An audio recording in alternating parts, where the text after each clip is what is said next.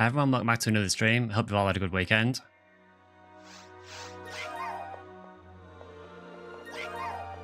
Sorry about the audio glitching there as well. There's a weird bug with Ephinea where sometimes if I change away from the window and change back, the audio starts skipping. So apologies for that. So I think this week we've got the experience week in Ephinea.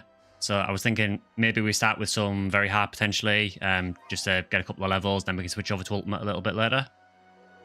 Another thing is I did mention in a community post that I am thinking of doing a little QA for this because it is actually just gone the 1 year anniversary of the channel as well.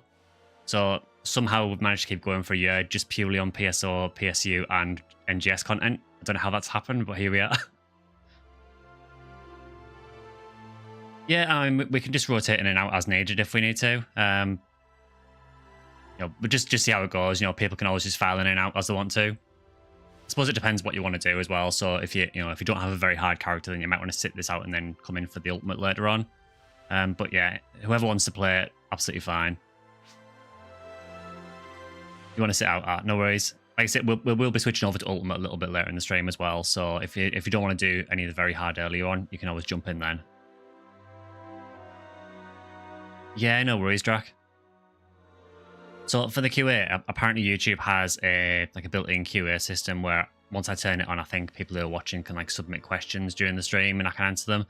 So what I'll probably do is I'll probably turn it on and then I'll maybe check the questions a little bit later in the stream and just see if anyone sent any through. So I'll turn that on. So you might lose audio just briefly.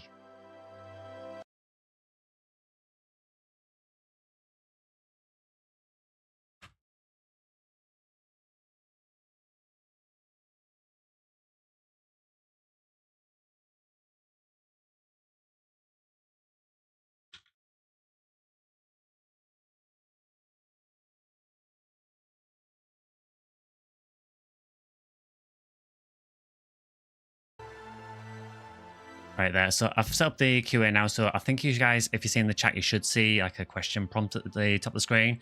Now, I have no idea how it works for you guys. I don't know if you click on that to ask questions or anything. I'm just experimenting with this, so I have no idea if it'll work properly.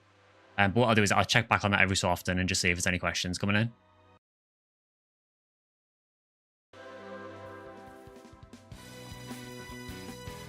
A bit of burning rain just to start the stream.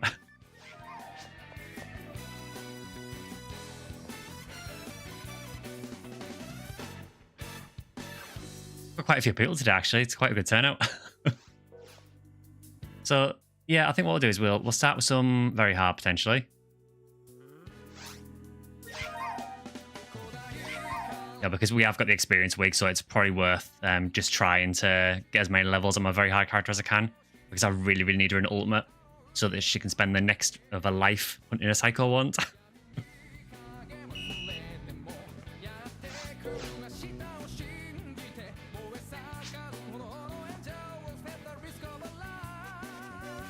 Oh, you're Taker. Oh, okay.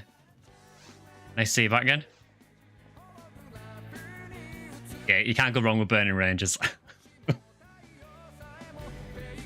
So I think, is there any ID that's best for very hard? Is there anything at all that can drop decent and very hard? I know there's obviously Ignition Cloak from Del Rapids, but that's like an impossible drop. I'm just thinking if we can try and get anything on the way as well.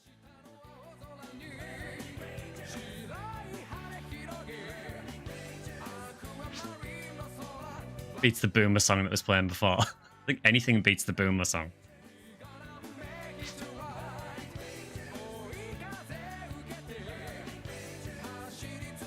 Get a Blue Heaven Striker caught. Yeah, I've just noticed that best player. I think the chat's having some issues. I'll just check that out.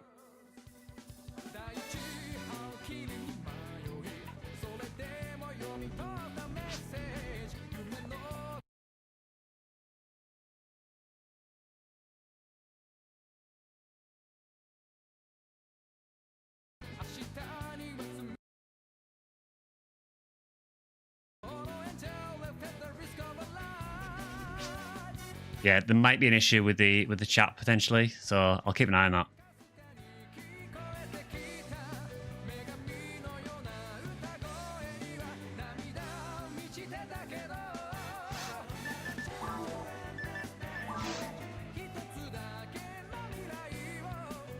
Yeah, I'm guessing maybe heavy striking coat might be the best thing. I know there isn't much in very hard, so that might be the only option we can go with.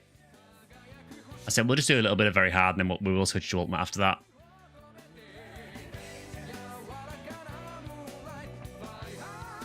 I'm just going to quickly look at this chat and just see if I can get this sorted, because it is quite annoying, the chat not being on screen.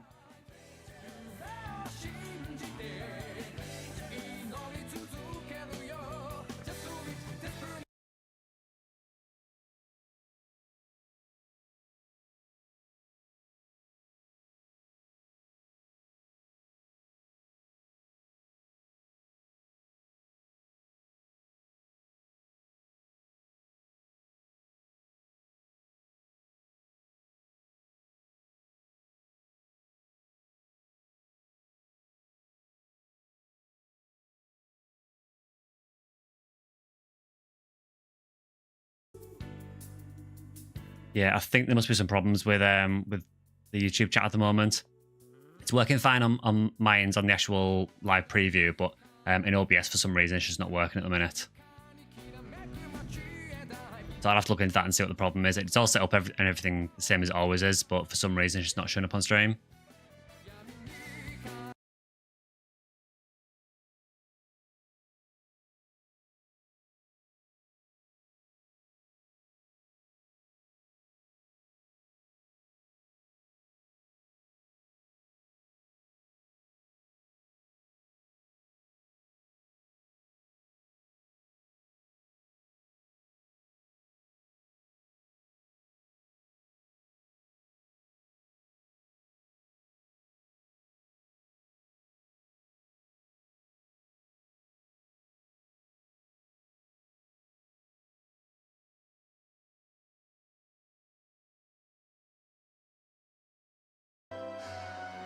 There we go, got it sorted.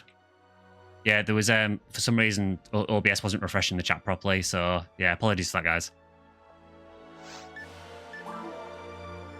Just let me know, base player, again if the chat stops updating again, but I think it should be fixed now.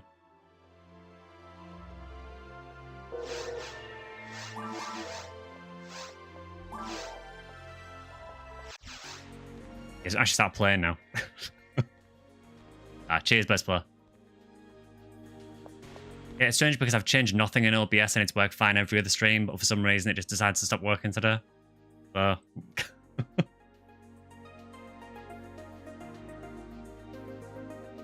So I think we should still get some pretty decent experience in very hard. Really, I just want to try and get it to 80 this week. Not on stream, obviously, because that would be a hell of a grind, but hopefully I can go to 80 this week so I can start using her in ultimate.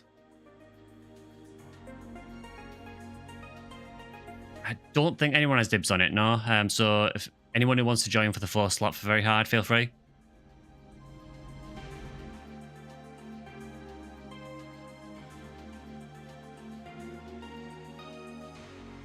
Yes, I think Minsk might be joining potentially.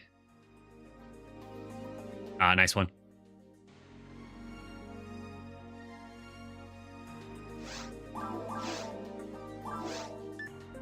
So she's coming along pretty well, this Ranger, overall. I've got most of the sort of staple Ranger gear. You know, the Frozen Shooter Spread Needle, Yaz combo. They're all just the ones from Black Paper's deal, so there's no percentages on any of them, but they'll do me for now until I get to Ultimate. Just need to finish on Mag off as well, because it's quite far behind.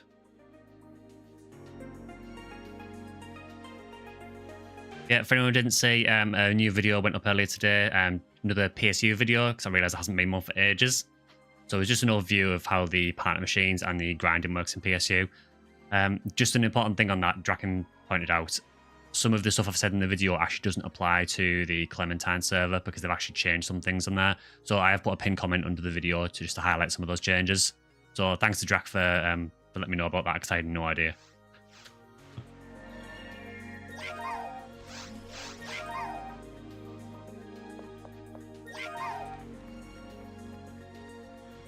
So I just figured it's about time to do another PSU video because I hadn't done one for months.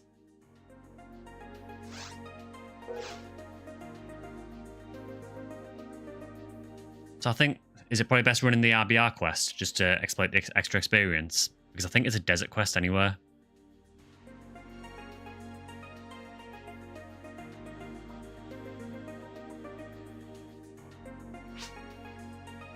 RBR and max attack. Yeah, I'm cool with either. I mean, they'll both be really good experience, I would have thought. I know on the RBR quest, it did look like there was a ton of Gorons in it, so I think there's about 90 Gorons, so I get the impression it's quite a high enemy count quest.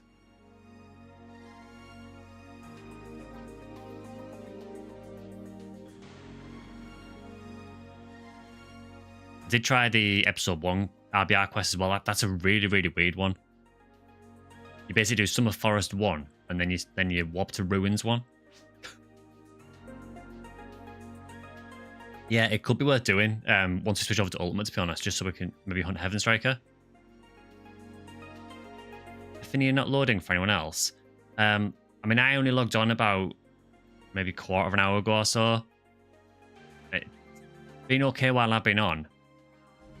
Is it the website that's not loading for you, David, or the actual game servers?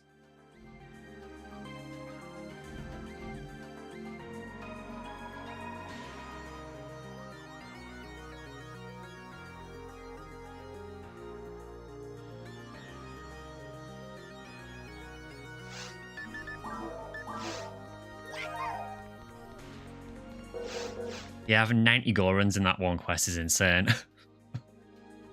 Decent amount of Pyro Gorons as well, so I think it should be a good quest for hunting Heaven Striker. Oh, the server booted you. Yeah, it could just been a random disconnect, possibly. It's been okay while I've been on. I will say that now and again I do get disconnected from Ephinea. It is quite rare, but now and again there is like random disconnects I get.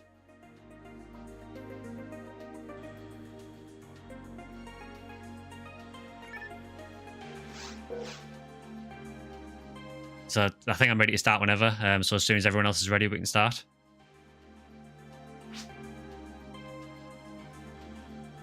You're getting 52,000 experience from the Silver Dragon. On Anguish 7. I don't know how you'd even fight it on that high Anguish, because surely it would just chase you down.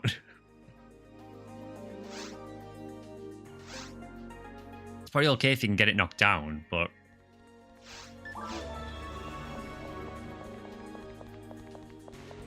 yeah, I would imagine that it's quite a difficult fight on Anguish 7.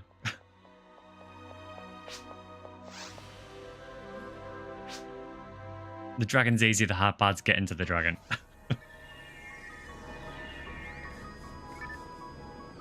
Yeah, I haven't really done much Anguish, to be honest.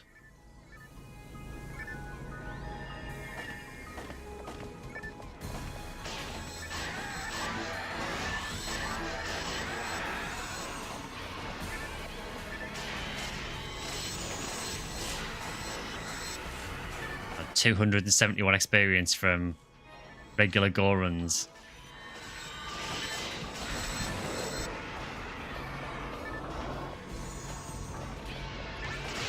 So we're basically getting sort of episode 1 ultimate experience here.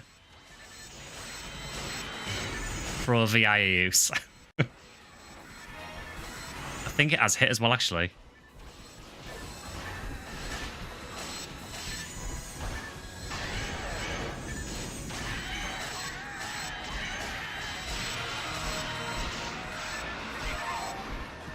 That was a quick level. Yeah, so just for anyone watching, there is a sort of QA thing going on. So if anyone leaves any questions for the QA, I will sort of answer them at certain points during the stream.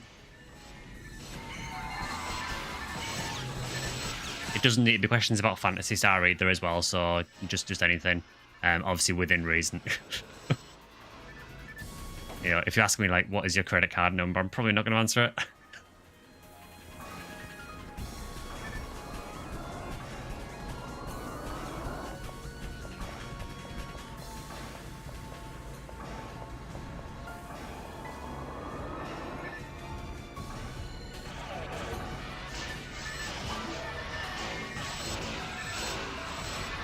This experience is actually insane, considering it's very hard.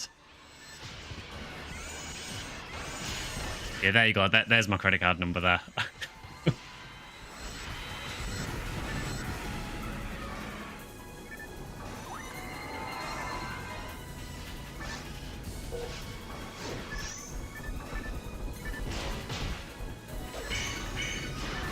Yeah, this is, I would say, it's roughly about equivalent experience to episode 1 Ultimate. But to be honest, it's probably about as hard as episode 1 Ultimate as well.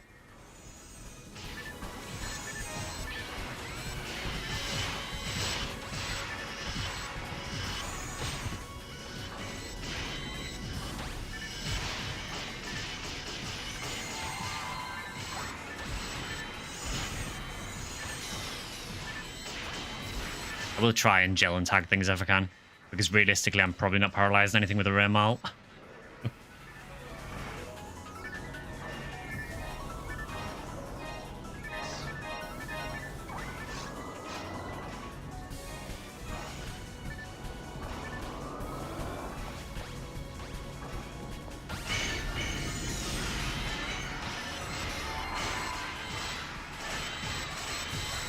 Yeah, I know we talked about that VI drop last week, but since then there's been some absolutely insane drops on the server in the last week, with it being rare drop week last week. I can't remember if it was today, if it was, I think it was yesterday actually, so it was actually just before the rare drop changes. Someone found a 50 hit Heaven Striker, which is just insane.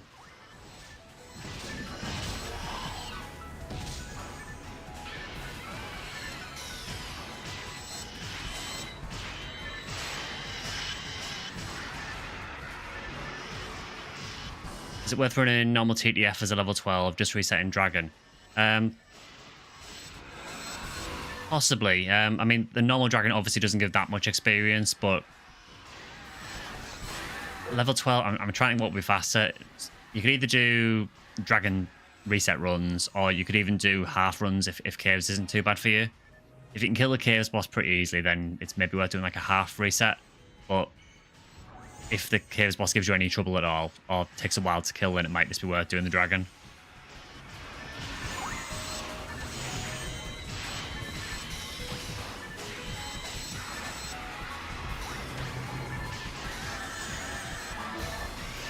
To be honest though, at level 12, most things will level you really quickly.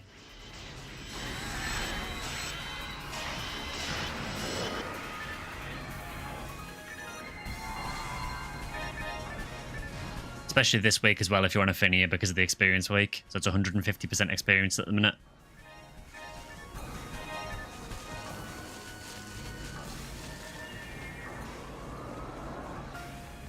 Yeah, this is definitely the week to level if you are leveling up, regardless of what difficulty you're in.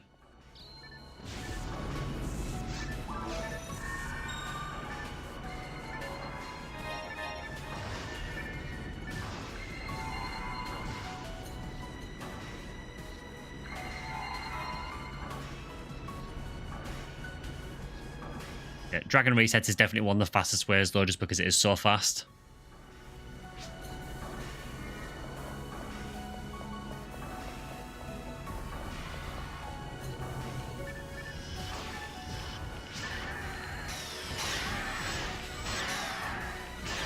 Yeah, that hurts with the VI, doesn't it, when you miss with the special and you just waste 10,000 Mazette for nothing.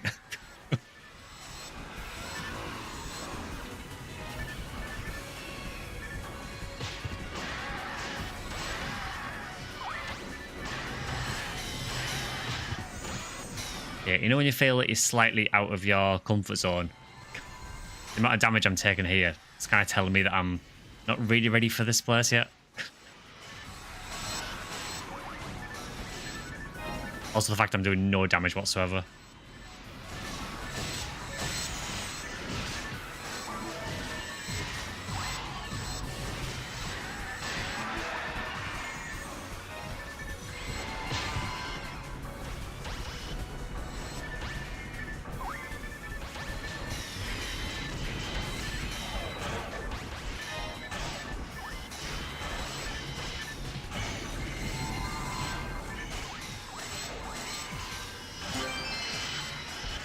Oh, got a magic rock Muller.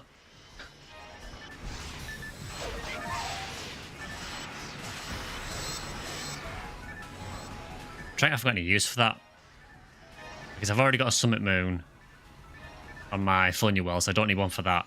And I think the only other use of it is to make an aura field, which isn't bad to be fair.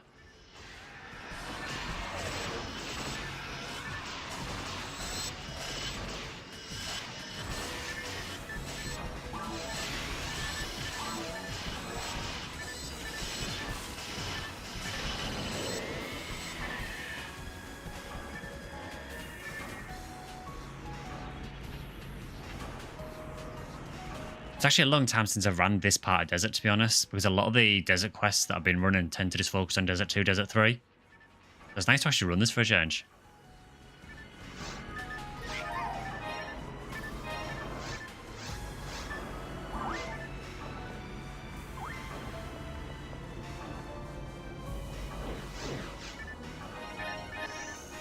Yeah, so for Q&A questions, if anyone does do any, I don't know if anyone will. It's just something I want to try, with it being a feature that's been built into YouTube. If anyone does ask any, I'll probably check them between quests.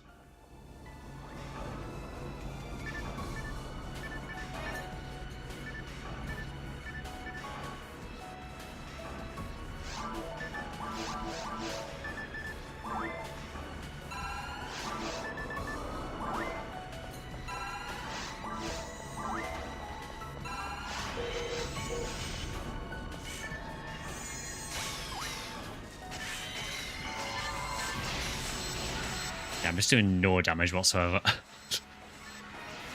Just because my mag's so low, really.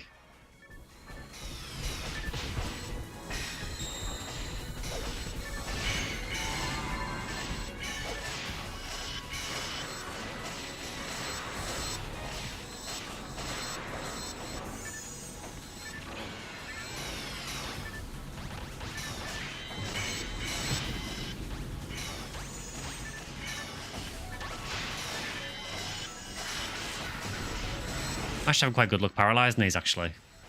Probably just because it's very hard.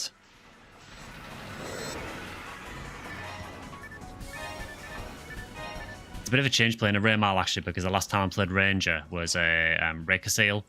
It's really unusual just not paralysing things with Spread Needle. With a Raker Seal, you just get used to just paralysing everything.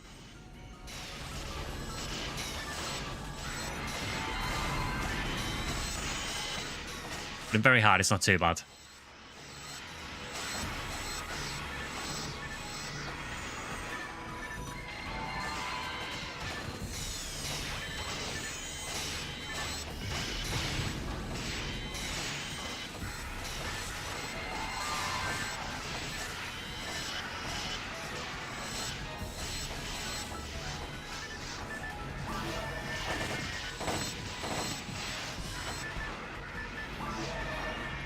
It's like 40 damage with max. It's not good.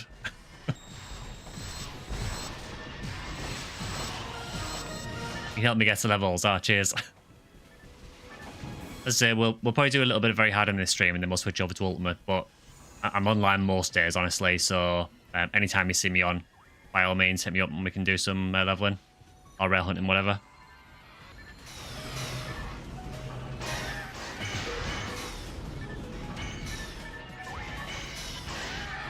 Ooh, there is actually a nice drop on the floor, actually, that my drop readers just let me know about. Is it this?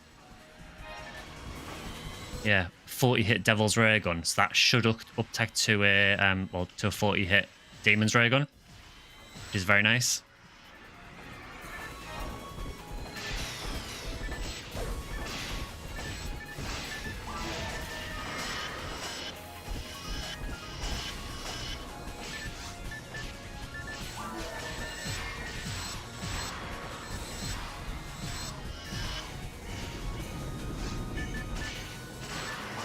Apologies if my Ranger play is terrible. It's by far the class I have the least experience with, so most of my gameplay in PSO has been with a Hunter or with a Force.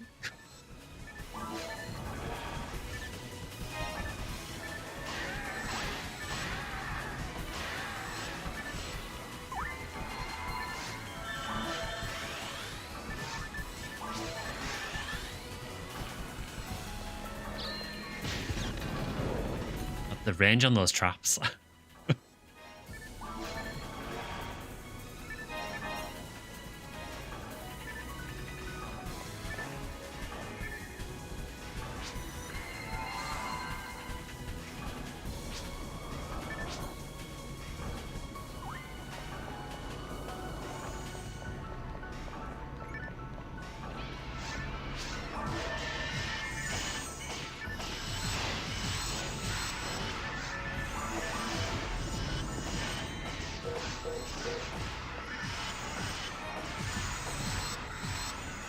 Yeah, I can either just boost or be honest, I'll probably be at 100 fairly soon anyway.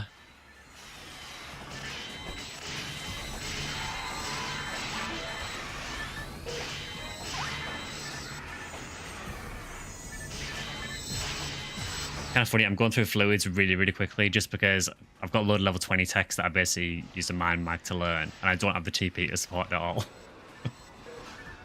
Be fine once I get a few more levels, but for the time being, it's, you know, huge chunk of my TP just to buff people.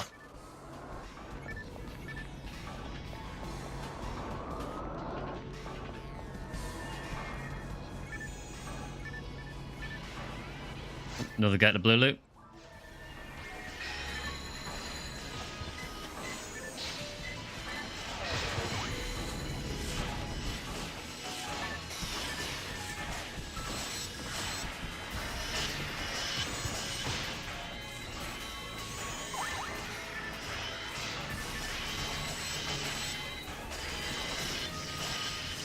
Yeah, David, I mean, if anyone's sort of offering to help year level, go for it, because this week is definitely the way to do it.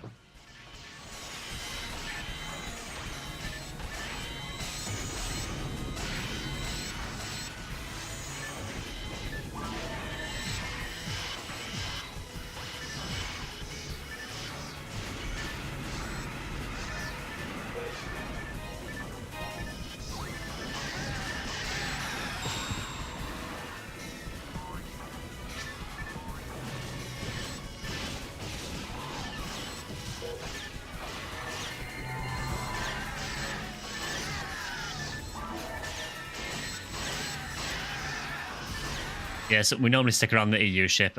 Main reason is just because obviously I'm from the UK, so I get a little bit less ping when I play on the European ship. But off stream, if you're looking for parties, the best ship to go to is probably Fodra, the US ship. Just because a lot more people tend to play on there.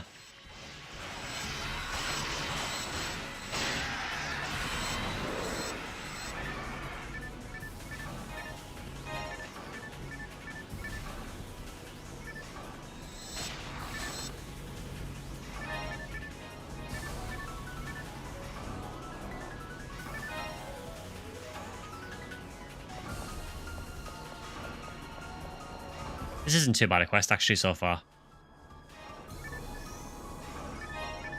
The amount of zoos is just right. You know, I hate quests that have tons of zoos in, because they're really, really annoying to deal with. It's not so bad on my force, because I can spam Gifoy, but...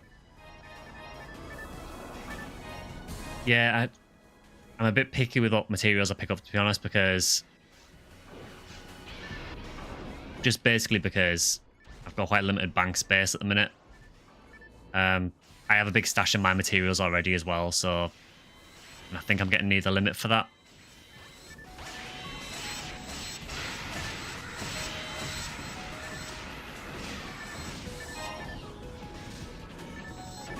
I probably should pick them up, to be honest.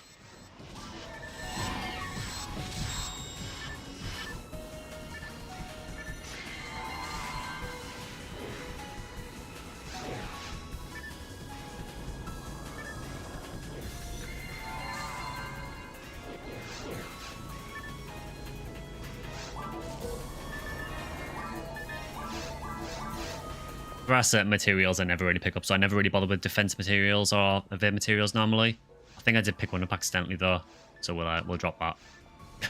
No use for that. It's very rare I tend to use either defense or evade materials, to be honest.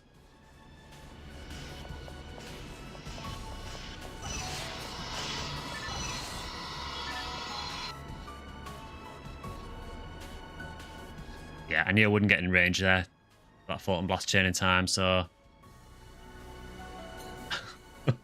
sounds like it messed up anywhere.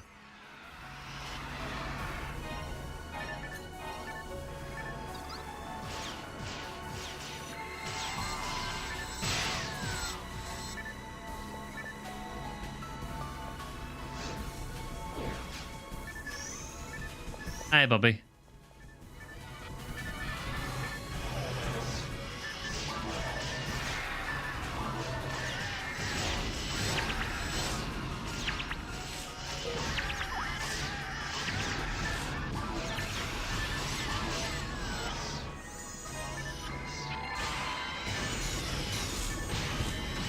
Yeah, I really do not have the TP to be doing this.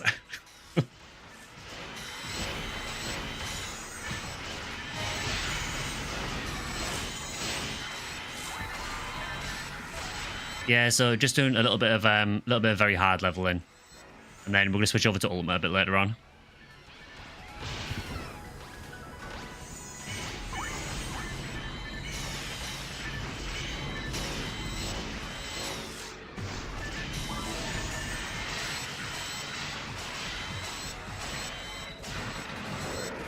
Basically, it's experience week on Ephinea at the minute, so it's like 150% experience at the moment. I will pick that man material up, actually. That is a Angry Fist with 5% dark that can stay on the floor.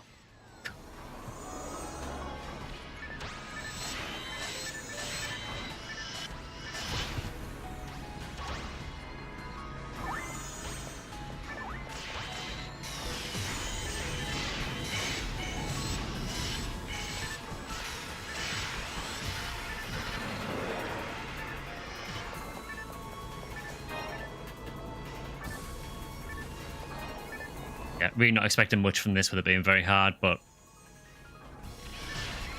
it is great experience though. Episode 4 is just stupid amounts of experience.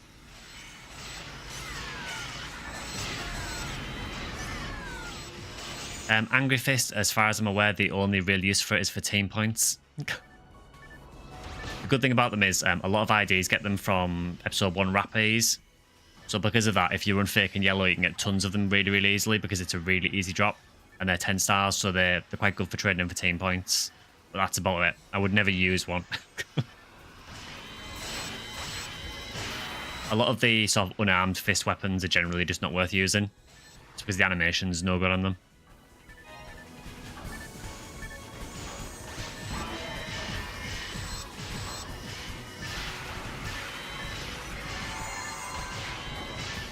Got about 6 or 7, yeah.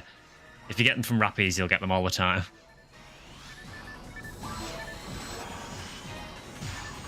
Oh, got another level, very nice. How do you trade them in? So if you're on Blue Burst, to trade team points, obviously you need to be in a team. And all you do is go to your main menu, go to the team menu, and there's a bit at the bottom where it says point register. You go on that, and it shows you all the gear that you're able to team point in your inventory.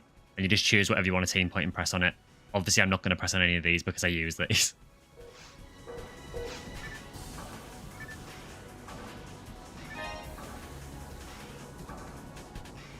But generally, the way it works is 9-star weapons will give you... Well, 9-star gear will give you usually 1 point. I think for weapons, it's 1 point for a 9-star. 10 points for a 10-star. I think it's 50 for an 11-star and 100 for a 12-star. Not that you're ever really going to trade a 12-star weapon in, but for unit, it's slightly different, I think.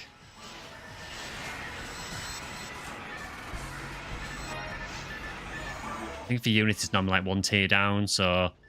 Yeah, so these units, although they're 11-star, they only give me 10 points.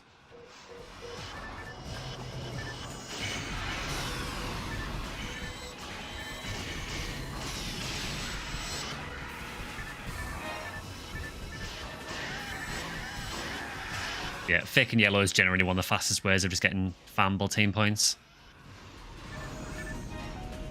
It's obviously really good during Rare Enemy Week as well because it's a fast way of getting Pal Rappy.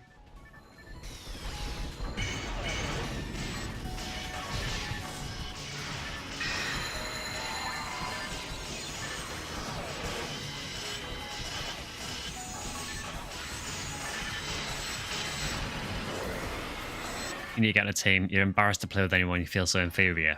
You should never feel that way in PSO. Realistically, as long as you're contributing to doing damage, and you know, if you're someone who can use rest, or as long as you're using like rest to heal people now and again, like I wouldn't worry about it, honestly. Unless you're playing like a really, really serious time attack team or something, then you really don't need to worry about your gear too much.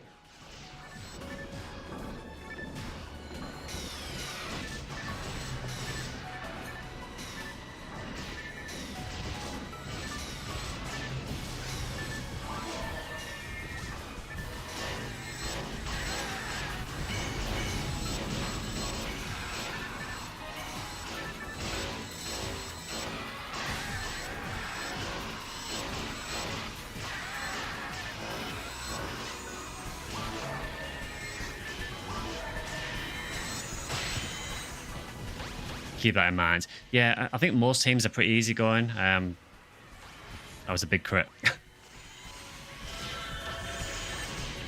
Yeah, a lot of teams are quite easy going.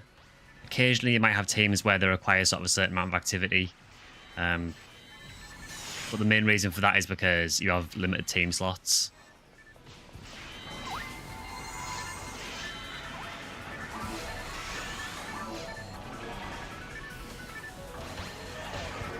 So basically, even when you've got a massive team, you can only have a maximum of, I think it's about 100 members maximum. So some of the bigger teams now and again will do like what is essentially like a purge, where they'll check to see who's been active and who hasn't. And if you haven't played the game for months, then obviously they're probably going to kick you from the team, just so they can make space for other people joining in. You're in Kitsune, they're pretty chill. Ah, cool. So I'm in Pioneers at the moment. I was in Pioneers long before I started streaming, really. They've always seemed like a pretty chill team overall, from what I can tell.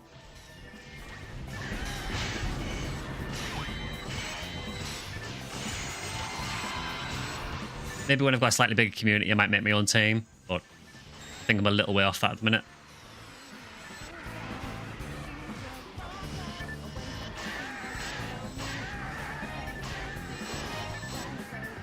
How'd you go about finding one? So the easiest way, honestly, is probably just look on the Ephinea website. Or go on the Discord. I think they do have like a team section possibly on the Discord where you can say you're interested. But the Ephinea website as well, there is a team section on there where you can ask to join a team or post them on the team threads and ask if they've got any slots. There isn't really like an in-game way of doing it, unfortunately.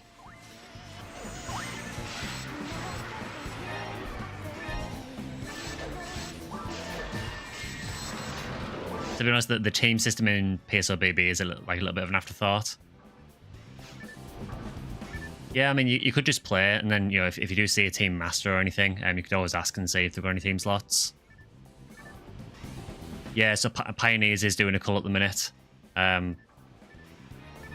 So Pioneers may have some slots coming up soon, potentially.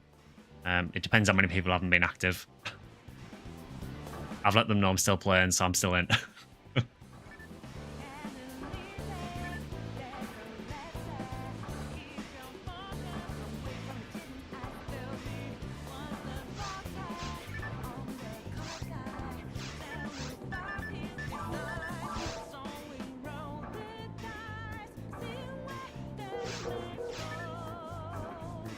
Yeah, unfortunately, there is no sort of in-baked thing in the game. There's no like team recruitment you can apply for that way. So generally, it's just by doing it through Discord or asking someone in game.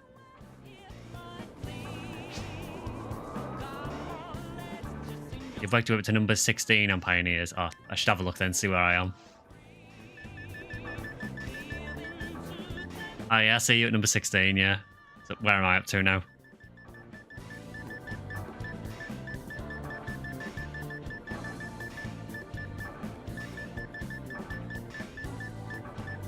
I'm 73.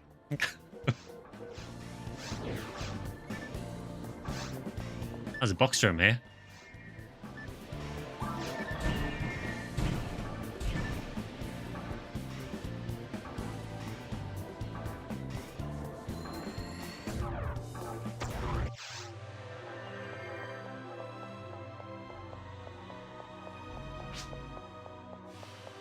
I'm ahead of you in team points. Honestly, it's probably all the random Justies and Silence Claws that I find.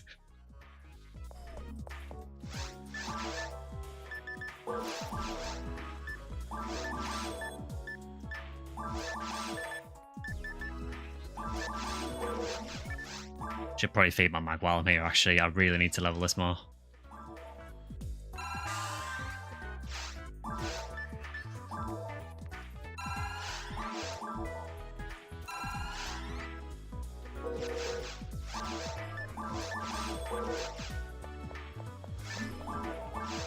Yeah, that's crazy experience, really. I think I've got 2 levels, and I'm about halfway through this level as well. So about 2.5 levels from doing one run are very hard.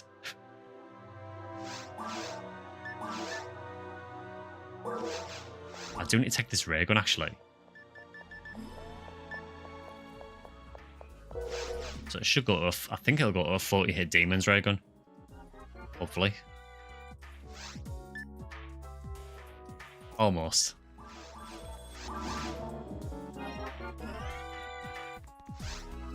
Yep, I don't want devils, I want demons.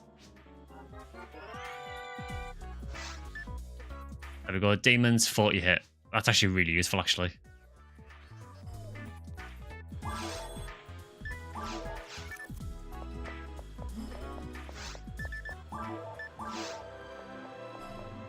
Maybe it's better to bring force. Don't know if someone wants to spot off leveling. Yeah, we can see when we get back to the lobby. If anyone wants to join in, they can. Otherwise, if you want to get your force, that's fine as well.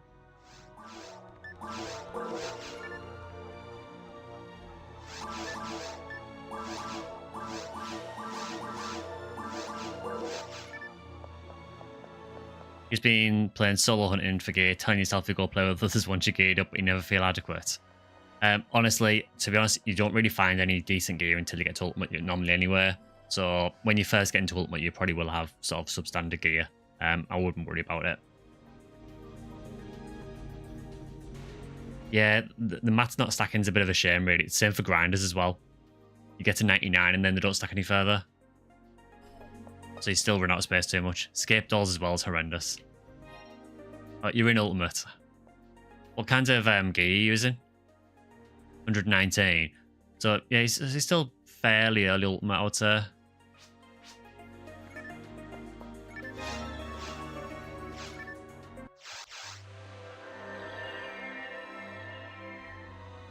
Also keep an eye on the Ephinea trade in Discord as well, because there's always people offering good stuff on there, and a lot of the good stuff is actually pretty cheap. So I certainly wouldn't worry too much about gear.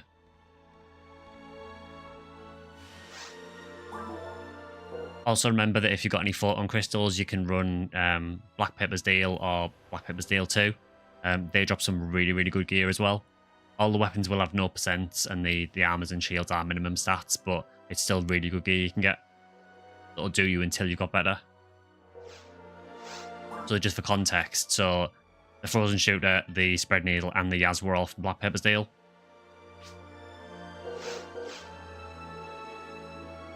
Yeah, no worries, yeah. Yeah, I need to talk to you about that. You're 119 if you need someone else.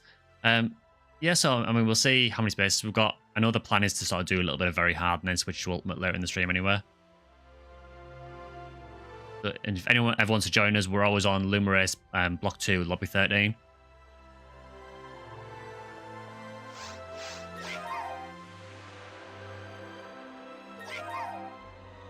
Euphonium's at 109 already. You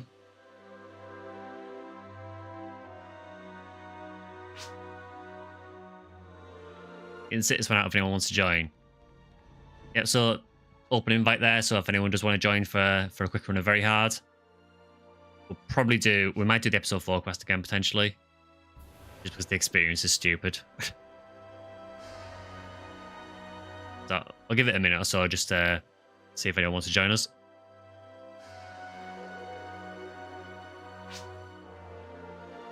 If you do RBR, do Red Rear. Okay. Yeah, I think when we switch over, it's maybe an idea possibly doing Red Rear, just because I'm pretty sure that Pyrogorons, I think they drop Heaven Striker, don't they, in Ultimate?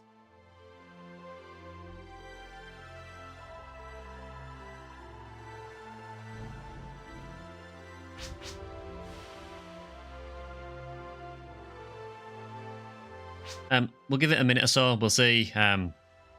See if anyone wants to join up for very hard. If not, then we can just switch over to ult. I know Scribe was around earlier as well. I think he wants to join for some ultimate as well. So if you have a force, CCC on Ep2 is really good for experience. Oh, is that Cal's Clock Challenge? That's what I normally use for unsealing as well.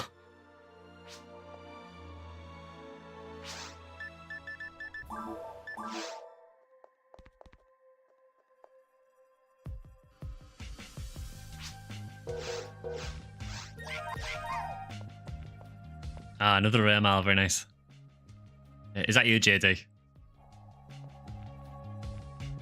Zill and I are in Tia and Ruins. So about 10 minutes out. Ah, no worries.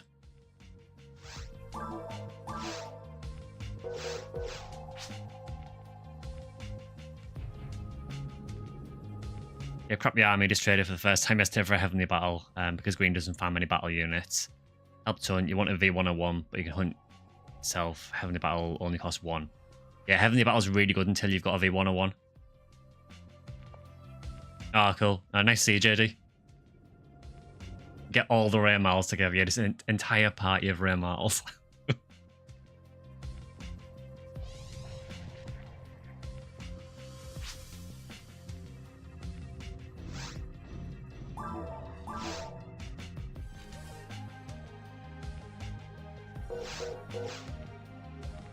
Yeah, so we could start starting episode 4, very hard game then, I guess.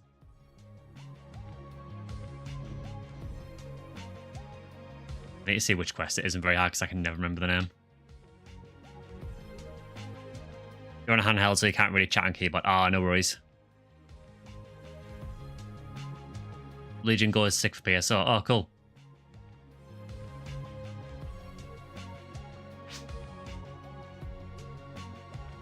Okay, yeah, Sweet Operation 12. Fair enough.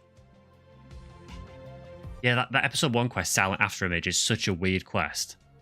It goes from like Forest 1 to Ruins 1. But doesn't do Forest 2 or any caves or any mines. It's just Forest 1 and Ruins 1.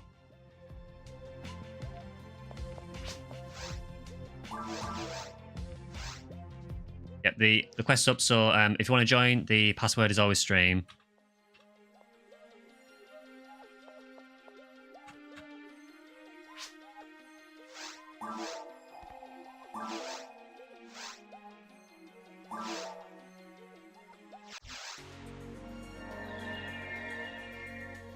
You're a humor, which is embarrassing in itself. Oh, no, it isn't. No. I know there is like a bit of a meme about humor, about being like sort of the noob class, but honestly, humor just genuinely takes some skill to use.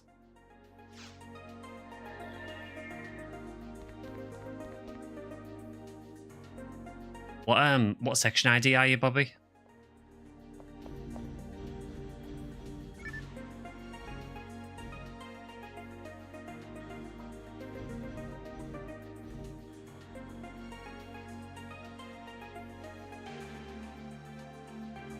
You have to level me to get some humor action. I've never really had a humor, honestly. It's one class I never really put much time into.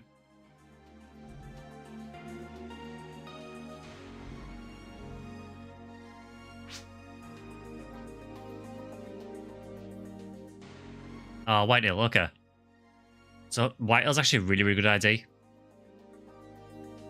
A very, very balanced ID as well, and it has a lot of good drops in a ton of different areas. So even if you can't find gear for your character, you could always hunt things that you know people will want. Green Hill Humor. Yeah, so I mean, obviously Green Hill is more associated with the Ranger ID, but it still gets a load of really, really good drops that you could then just trade for other things anywhere. So Green Hill is definitely one of the best IDs for, well, it's really, really good for V101. There's a ton of things you can get with Green Hill. So do not feel bad about using Green Hill. It's a really, really good ID. That's it. You just get gear for a Ranger, and then even if you're not going to use it, you can just trade off the Ranger gear and get Hunter stuff anywhere.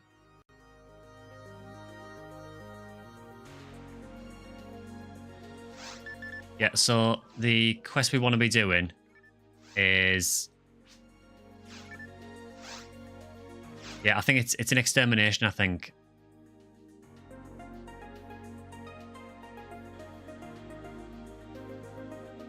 You made a Ranger for that reason.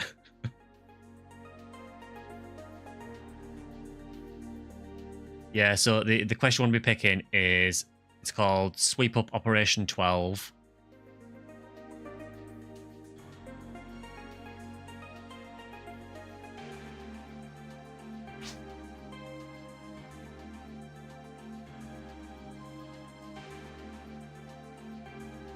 Hi, AJ. So many rifles. Yeah, that's the one thing about Green Hill. You will never be short of rifles.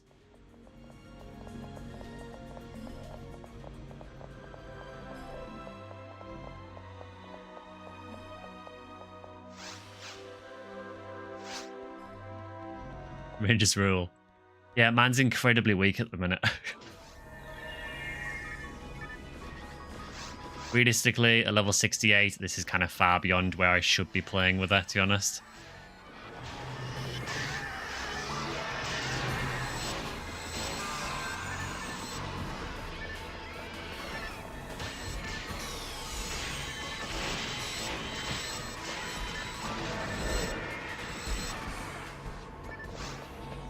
The experience is great, though.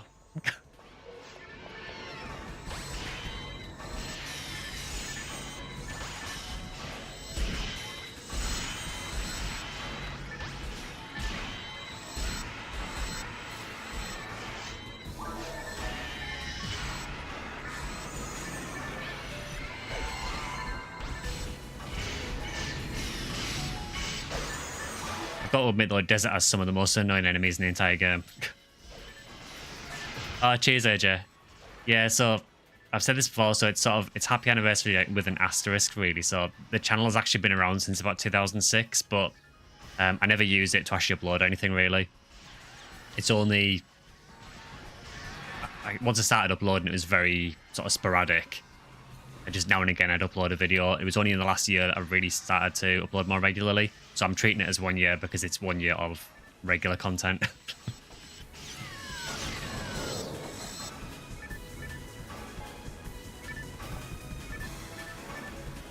Also, technically, it is 1 year because the channel's only been called this for a year. It was called something else before. But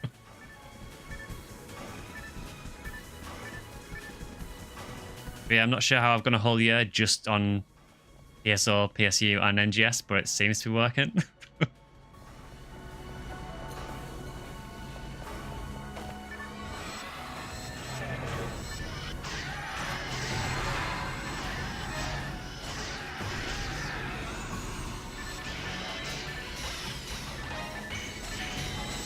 Basically acting as a force, just gelling in things and getting the tags, and that's about it, because I do no damage.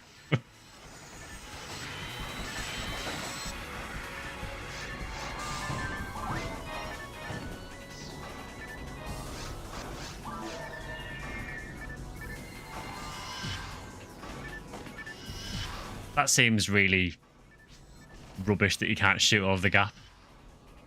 I can target them, but I can't shoot over the gap. But in Control Tower, I can shoot over the gap. How does that even work?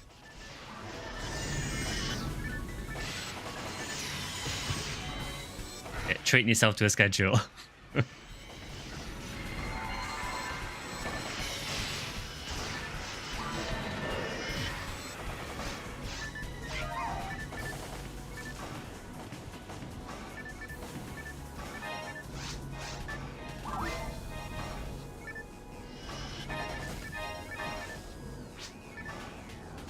Chasm attracts projectiles, yet they just fall in the chasm.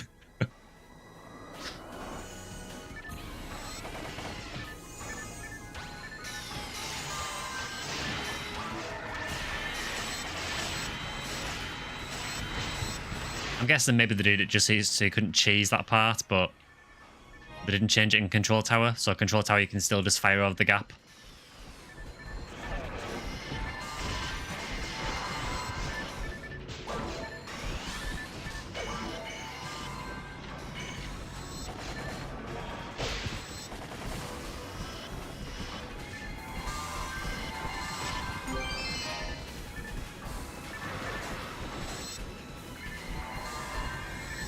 Until the game's desyncing a bit, because that rare drop noise there is right over this side of the room. You might be able to just see it.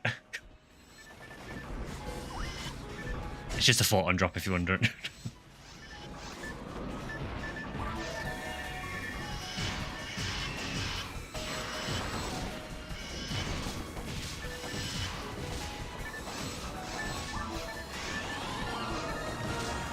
Level 69. Nice.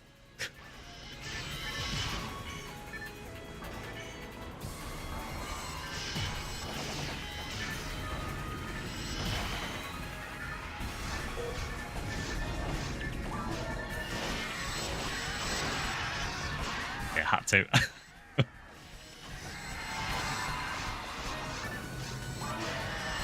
Yeah, as I said, the goal is to try and get this character to 80 before the end of the week. before the next switch over anywhere.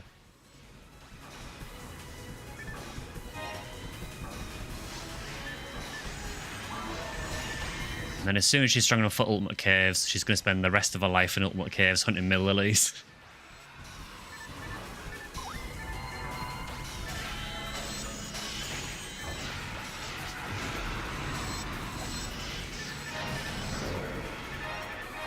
Yeah, and actually fully committing to the Zerk life.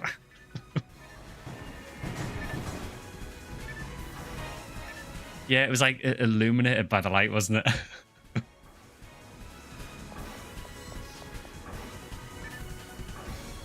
I'll have to go back in the stream archives and get a screenshot of that. Doesn't quite work as well for a blue box, does it?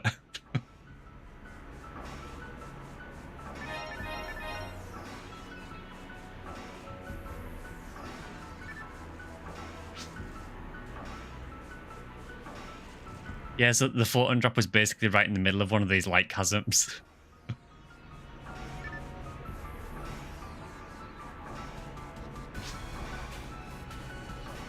Oh, it's an antidote for you. Yeah, not quite as majestic.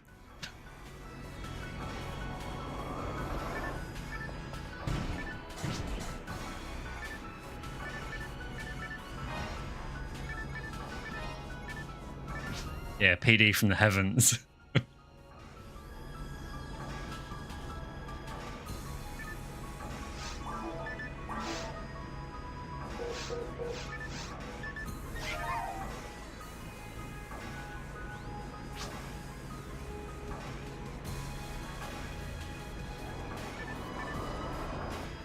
Yeah, I'm okay for RAM on this character, thankfully. So I've got an attribute plate on her at the moment. And then we'll figure something out for later.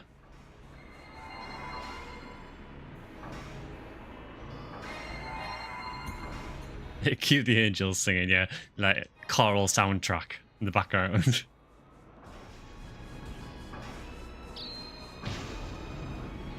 That seems really troll. Like, you put a healing ring in the middle and then surround it with traps. So then I have to go back to the healing ring. Double experience, Jay, started on, well, today basically. It's actually 150% experience, so not quite double, but it's still really, really good. Yeah, that's the kind of thing they do in challenge mode, isn't it? Where, you know, they give you a healing ring and then surround it with traps, or you know, God forbid you can have anything good in challenge mode.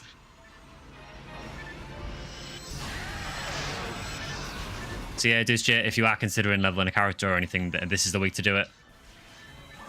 If you're on Ephinea or anywhere.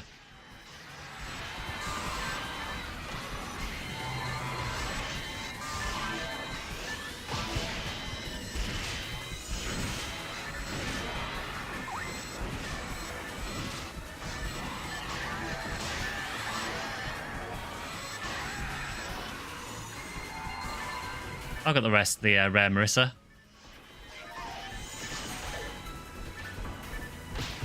So yeah, the Ephinea green slime.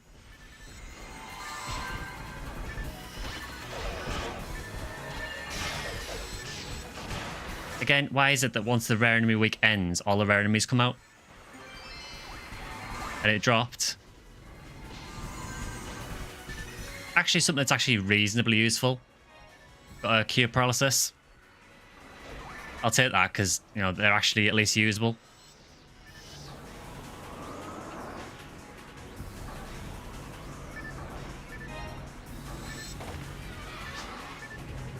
Yeah, great for androids, yeah.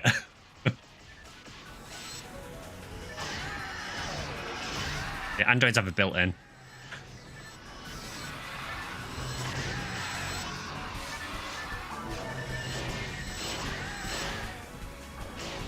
I see if I might hop on later. Yeah, cool. So, yeah, if you are considering leveling anyone, this is definitely the week to do it.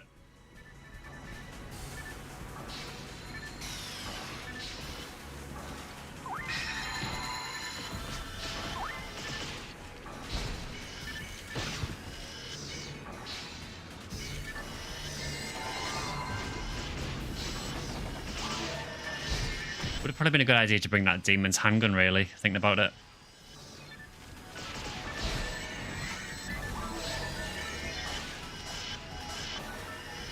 There we go, that's better.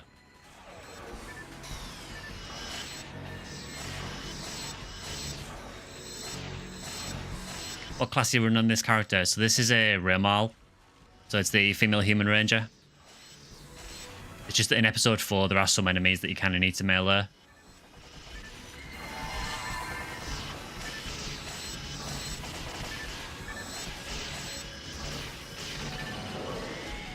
Oh, doing Get a Blue without demons takes forever.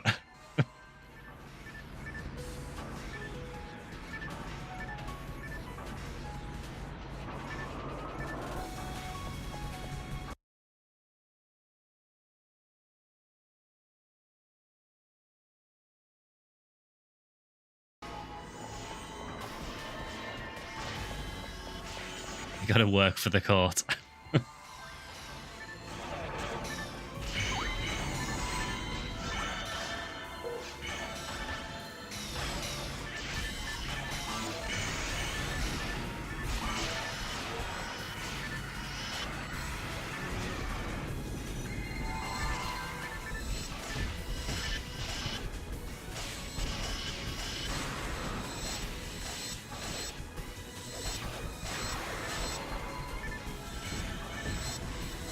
If we're on pink here, we can get Slicer, Fnatic, V801, Mother Garb, and Limiter.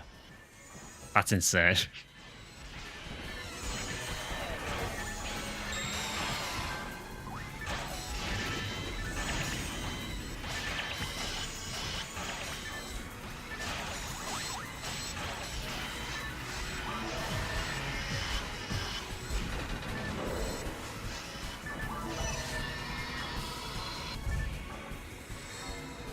I'll boost it for no reason, just in case it's twins. Yeah, I think everyone does this in PSO at some point. Myself included on many different streams.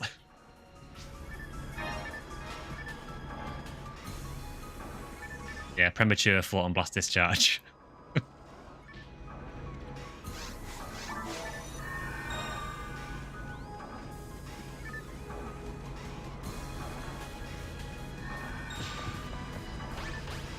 It's like, have you really played PSO if you've never done your Photon Blast accidentally?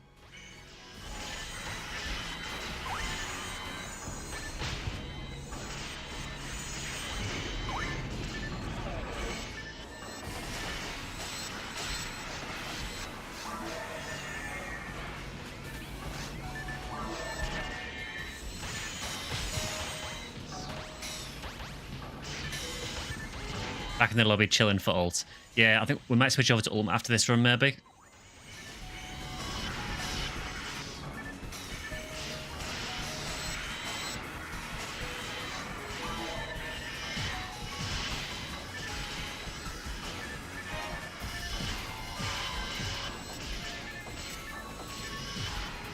Frozen Shooter is still just a ridiculous weapon. Like, even if you've got no attack power whatsoever, it's such a good weapon, man.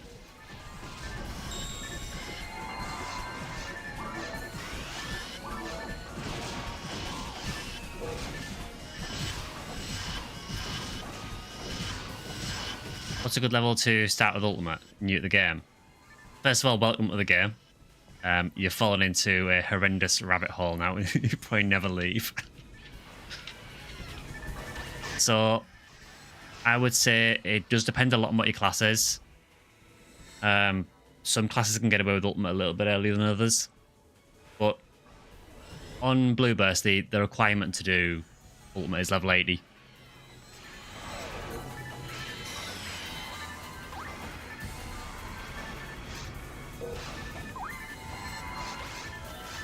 So the theory is that at level 8 you should be able to at least do okay in the first area of forest.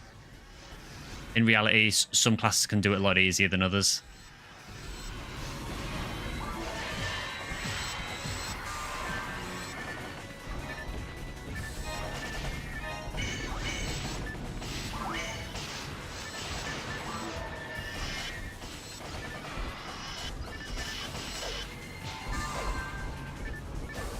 Would you put the frozen shooter on the PSO weapon Mount Rushmore?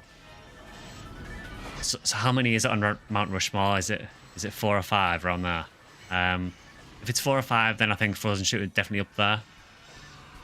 As Draken said, Heaven Striker is probably one as well, for range or anywhere. It's because Heaven Striker is ridiculously strong. Even if you don't use the Striker Coat, the Heaven Striker still just does so much damage.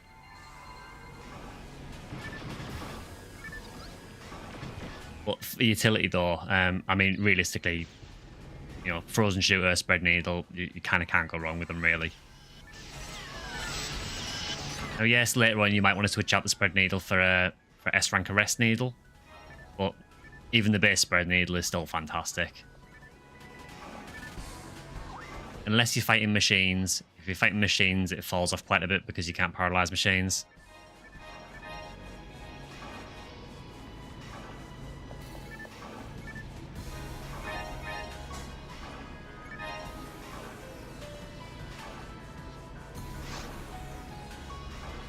I'm getting quite close to 70, actually.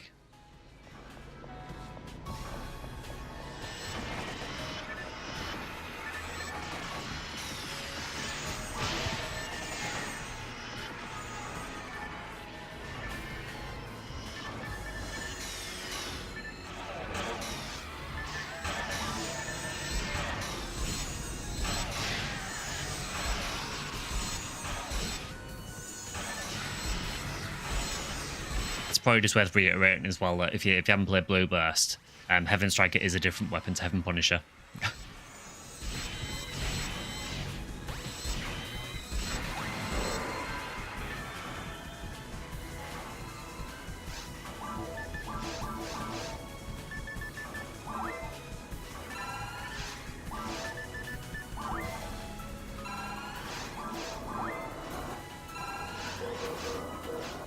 Funny enough, it's actually a way better weapon than Heaven Punisher, even though Heaven Punisher is far, far rarer.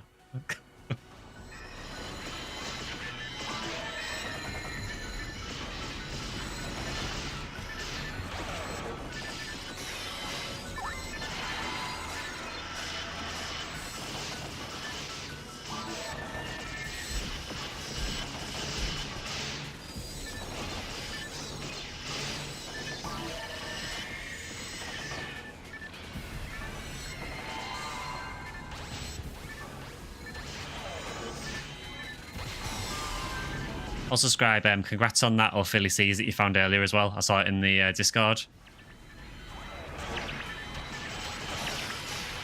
It would be nice if we could find a Heaven Punisher to combine with that, but slightly tall order.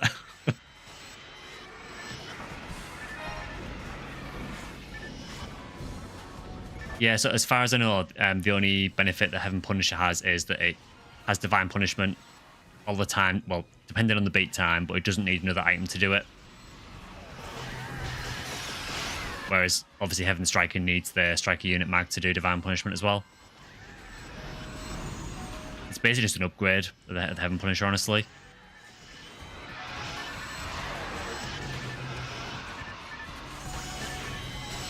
I don't know about the MST that it gives. I haven't really looked into that much.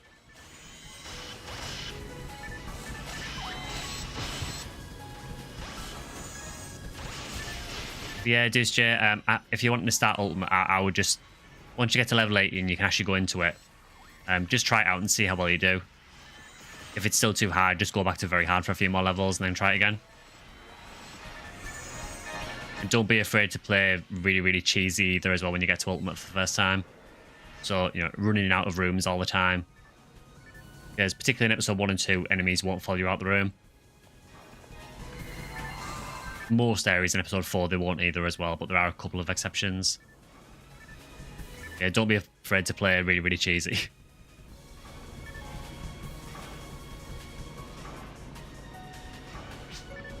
Is there a way to keybind your item menu? So the way the key binding works in Blue Burst is you have this shortcut gauge on the bottom of the screen. So you can bind things to this and you can bind items to that. So I've got my Dimates and my Dye Fluids on here. So that's one way you can bind things for quick access.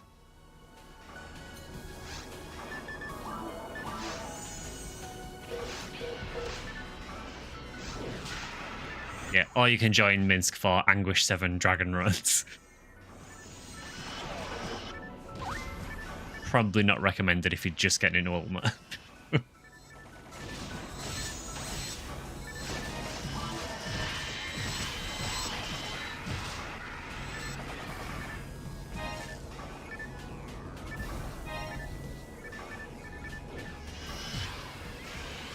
It's so annoying.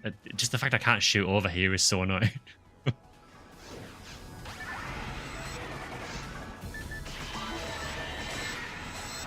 How do you turn in the eggs that are being dropping? So for those, there is a quest in, I believe it's in episode 2. In the shop menu, there's a quest called the Egg Shop. And you basically go in there and there's a few different ways that you can trade them in. There's a couple of shops where you can just trade them for items. And there is also a gambling system as well where you can gamble them for a chance of an item. Honestly, the items you get from the gambling are way better. But there is a chance of failing it.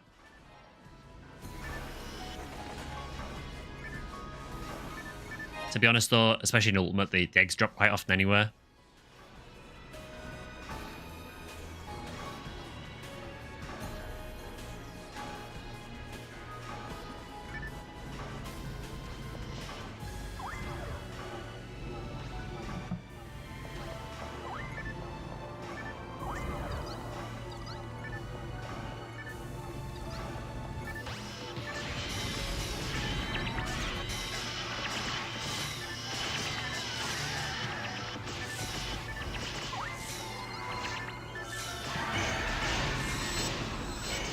Yeah, there is some actually insane weapons that you can get from the and gear from the egg trades.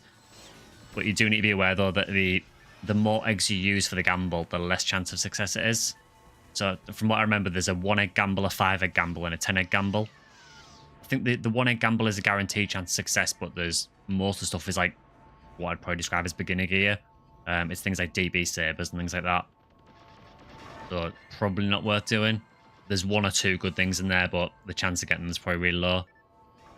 The 5 egg gamble, I believe, has about a 50% chance of success. And has some really decent gear in it. But you get a monomate if you fail. And then the 10 egg gamble is only a 10% chance of success. But you get a photon drop if you fail. So it's a nicer consolation prize, but you have still wasted 10 eggs. But the 10 egg gamble has some ridiculous gear in it. You know, things like V101, Swordsman's Law. There's tons of other good stuff in there.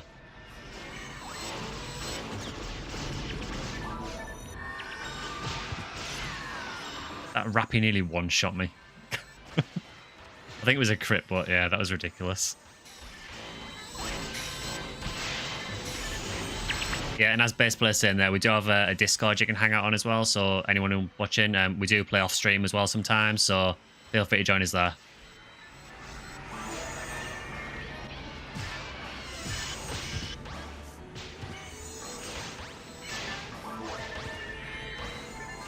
Yeah, we do have the QA going on as well. As I say, I don't know if anyone will actually do any QA questions, but it's just something I wanted to try to see how it worked on YouTube. So if you've got any questions, particularly if there's any things that are not Phantasy Star related as well, feel free to drop questions there.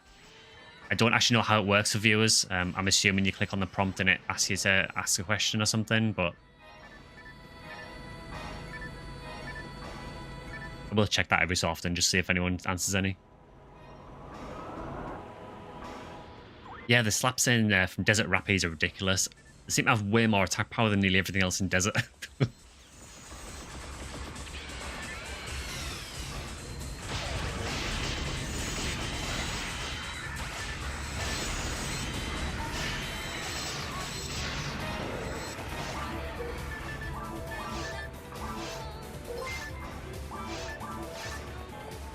Oh, thanks for the sub.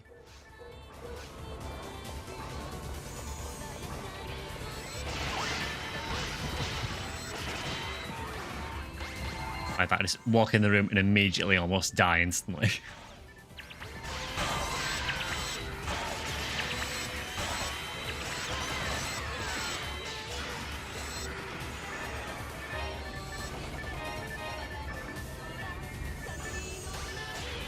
Hi, Costa.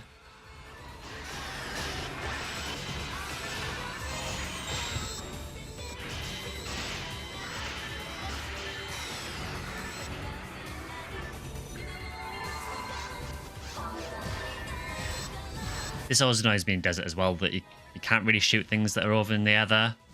So again, I can target this zoo, but I can't shoot it for seemingly no reason. There's obviously an invisible wall there that you can't fire through. It's only once it gets to there you can actually hit it.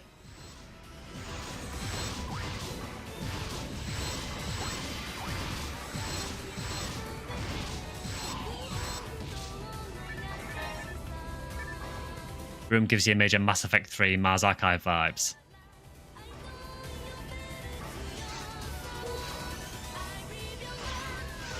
One series I've never played much of. I played a little bit of Mass Effect 2, and that was just because it was on sale. I thought I'd try it out. I had a reasonably good time with it, but I just never really felt any need to play the other games. I know they are meant to be really good, but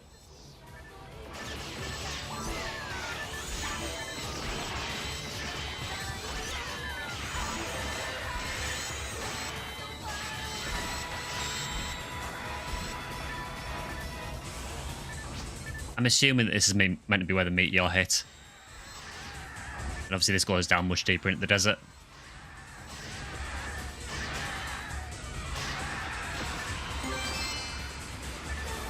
Oh, we're a Disco of Braveman with no percents whatsoever. I can stay on the floor. If one drops with hit, I'll pick it up, because I actually really want a Disco of Braveman with hit. But one with no percents, not so much.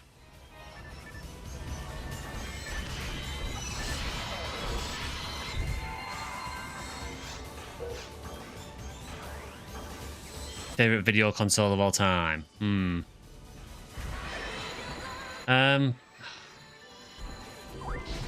For me, personally, probably the original PlayStation, I think. Just because there's an absolute pile of games that I just think were absolutely amazing on the original PlayStation. It's probably the console I've had the most fun with over the years, I would say. I do really rate the GameCube as well, and also the Mega Drive as well. But I think for me, the original PlayStation probably just beats them.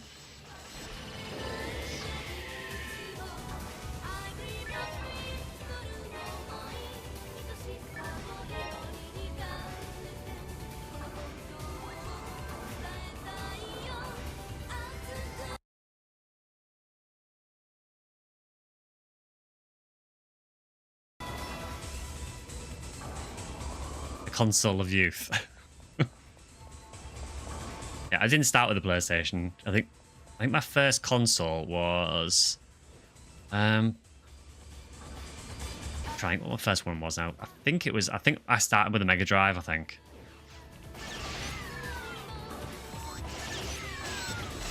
Well, I say that, I mean, it's not technically a console, I guess, but I started gaming with an Amiga. See how many people know what one of those is. It's like how to age chat instantly, like who knows what an Amiga is.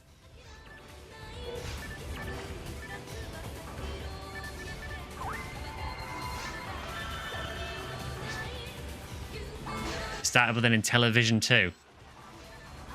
Yeah, that's even by the back. Yeah, I think a lot of people from the UK are probably familiar with the Amiga because it was really, really popular here. I think when I was growing up, I think pretty much everyone I knew had an Amiga of some sort or a Commodore 64. I don't know how popular it was outside the UK, I'm not sure. I love the Amiga though, I thought it was brilliant.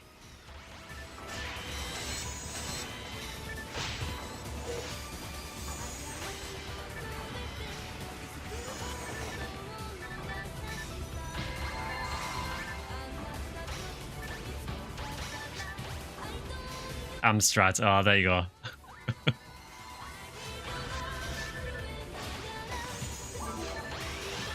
Yeah, I can safely say I never had an Amstrad.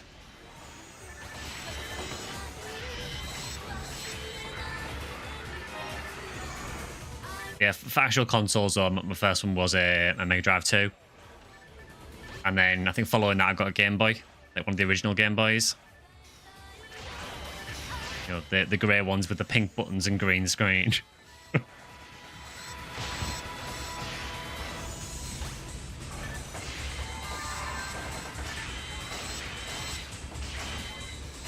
Atari 2600 here. Parents went into computers, so we got one of them in car boot sale when you were 3. Ah, cool.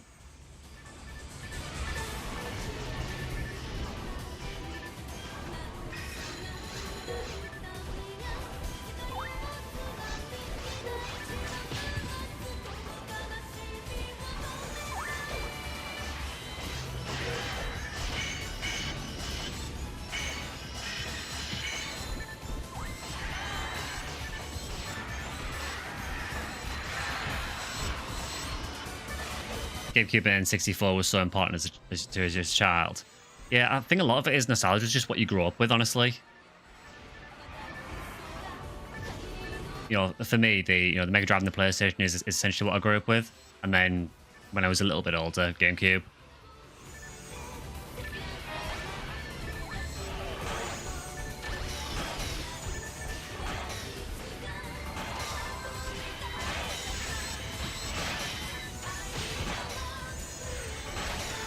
Even gelling these just destroy me.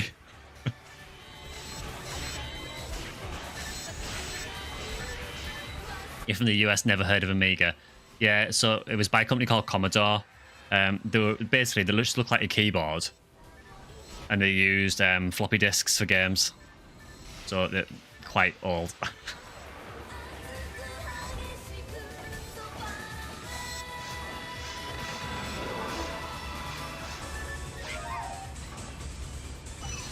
Yeah, GGL.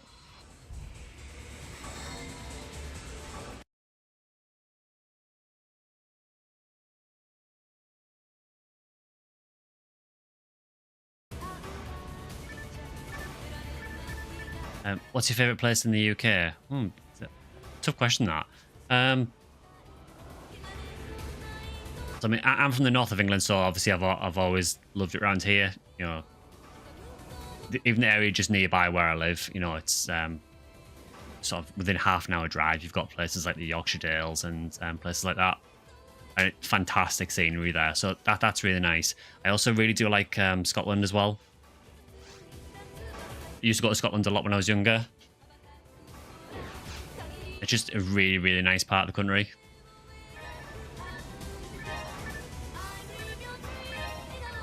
You know, if you want somewhere to just get away from everything and just relax, then Scotland's fantastic.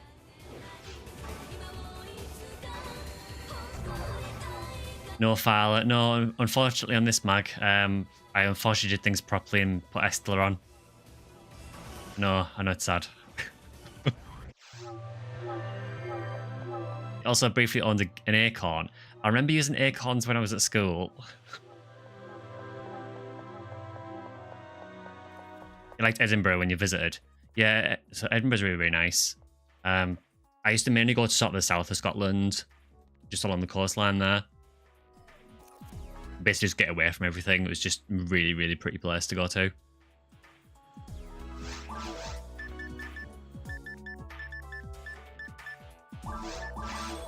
I know the UK gets a lot of stick for, you know, for not being great, but honestly, it does have some really, really nice places. There is a lot of not so good places as well. You know, I'm not going to deny that. You know, there are certain parts of the country that are horrific. Oh, you're in the northeast too? Oh, cool.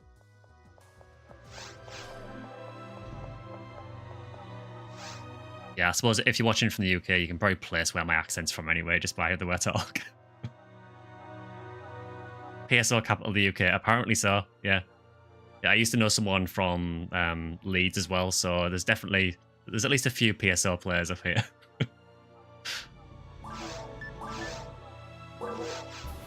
Yeah, but unfortunately, there is no hiding this accent. You know, it is really easy to tell sort of the region I'm from, so I can't do anything about that.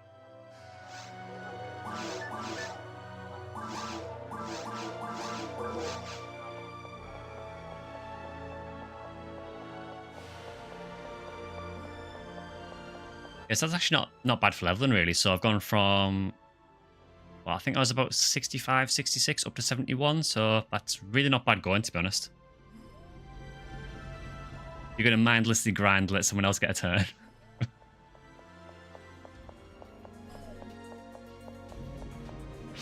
Yeah, so what we might do now is we might maybe switch over to Ultimate for a bit.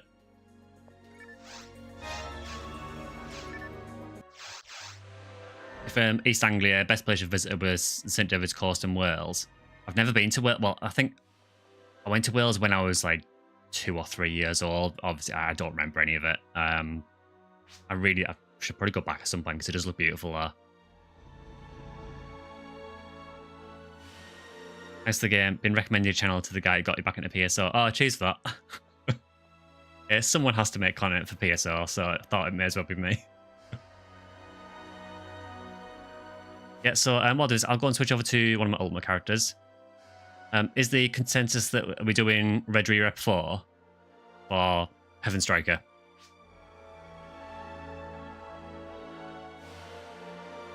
Yeah, so depending on how many we have, we could do, we could do a couple of parties if we need to. Red Re or Pink RBR. Which one's better for drops? Down for anything except TTF. I don't blame you. TTF's rough. You go to Warrington a lot for the rugby league. It's a 3 or 4 hour drive each way. I used to go down to Norwich quite a lot because my brother used to live down there. So yeah, I think that was about a 4.5 hour drive.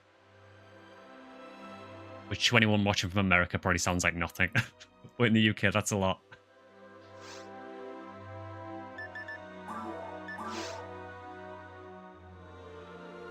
Yeah, so Red Re has HS and DRB. So V801, Marissa, SOF, Gerda, and Mother Garb. There is a few nice drops there. So yeah, we could do a Pinkle run, I guess, then, if you want to.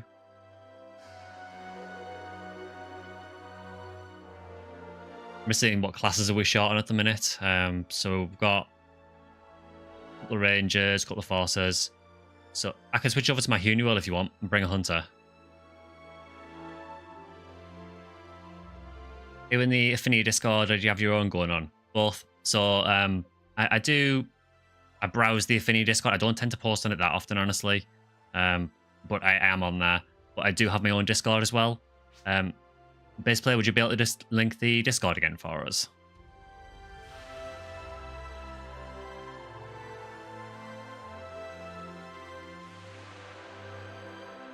Or you have to drop out the stream, being told you got an earlier start tomorrow. Oof.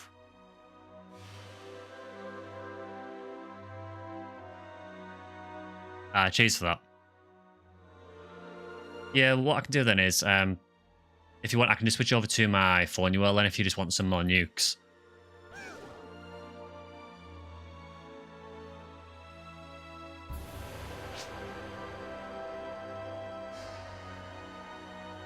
Yeah, so there's the Discord link anyway, so feel free to join that. You don't need to be a member or anything to join the Discord. There is like a member area on the Discord for members, but by all means, feel free to join there. We do talk about PSO, PSU, NGS a little bit.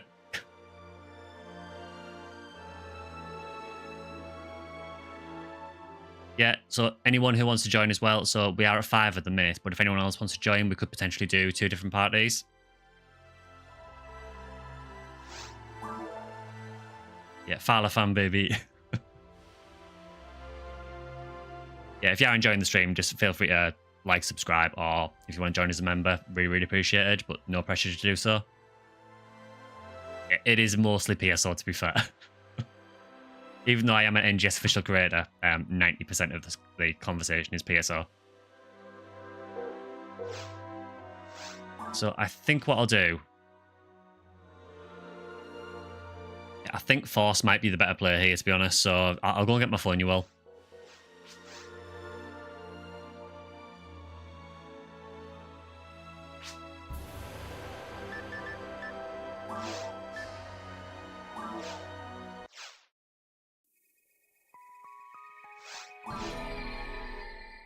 Yeah, so big news regarding the Fornuel. So when we were playing a bit off stream, we actually managed to get a limiter drop. So my Fornuel now has a limiter.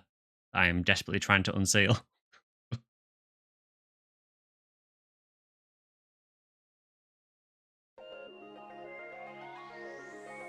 They dropped in a quest with almost no Astarks.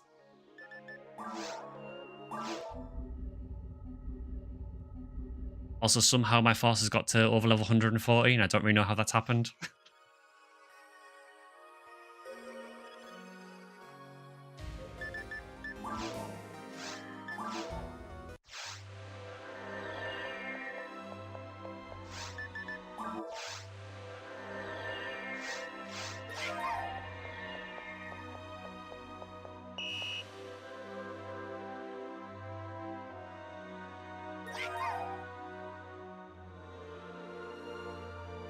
Yeah, so I'm trying the best way to do this. So obviously for Ultimate Desert, it's probably going to be difficult to do with 2 or less. So if there's anyone else from chat or anything that wants to join in, we could potentially do 2 groups of 3 potentially.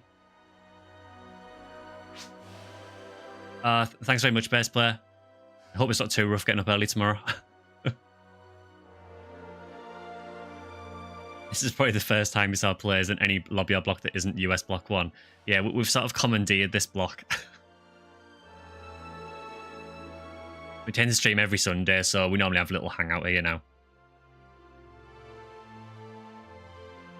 Yeah, no worries, Base Player. Have a good night and hope you have a good rest of your weekend. Yeah, good luck getting up tomorrow.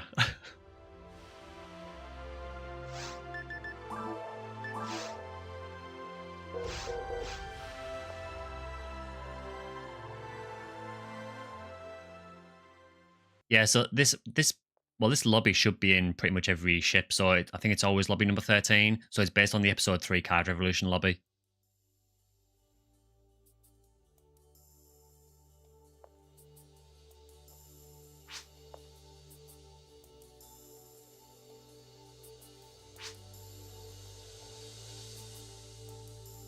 Yeah, so I mean, if we just got the 5, we could just potentially rotate if you want to.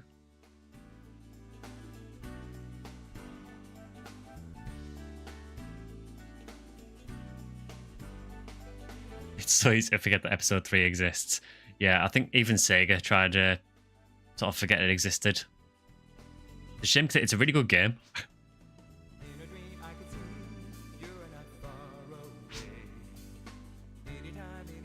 I like that we've got 5, so we need to decide who's not coming in. Then everyone's like, "Oh, I'll do something else. It's okay."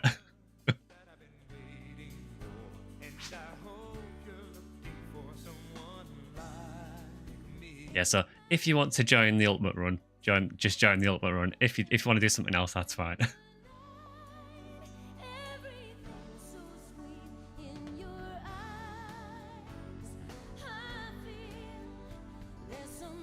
Yeah, it's interesting. I mean, obviously it is a PSO story, so I can see why they did market it as a PSO game.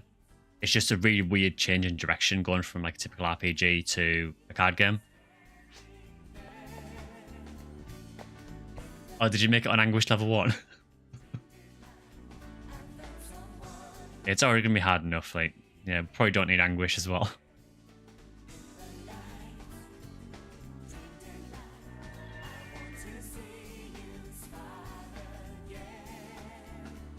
Yeah, I'm guessing the reason that the market is episode 3 is because, like, chronologically in the PSO story, it takes place after episode 1 and 2, I guess.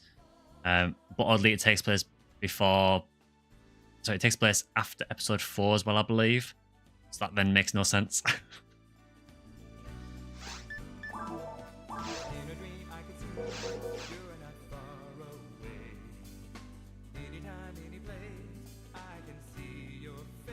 Yeah, it's a fun game. I mean, there's no doubt that episode 1 and 2 is way, way more popular.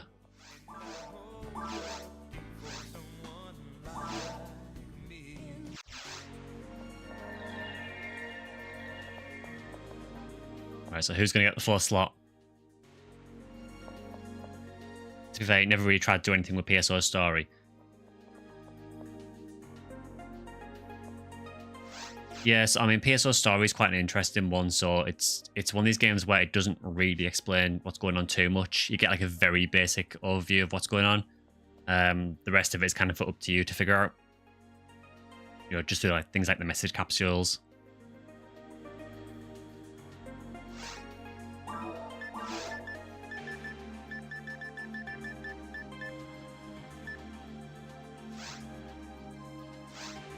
You change your mind.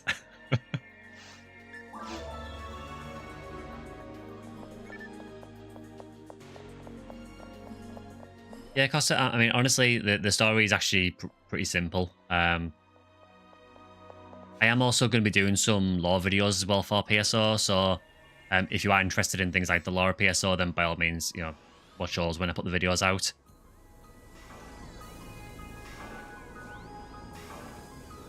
Lore of PSO feels like it inspires Dark Souls, right down to NPCs getting possessed and going insane. Yeah, I mean, I don't know. I mean, I've never sort of seen any interviews with FromSoft to see if they had any inspirations for Dark Souls, but I mean, I know that PSO did influence a lot of other games in the future. Whether it influenced Dark Souls, I've got no idea.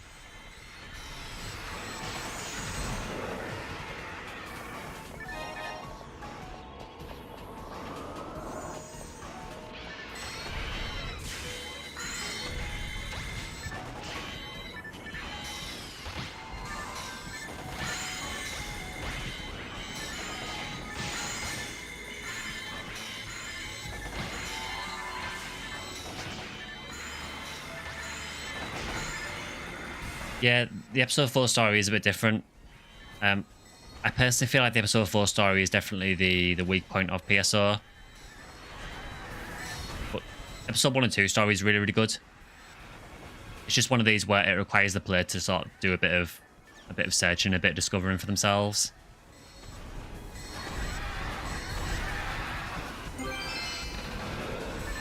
Oh, fought and drop.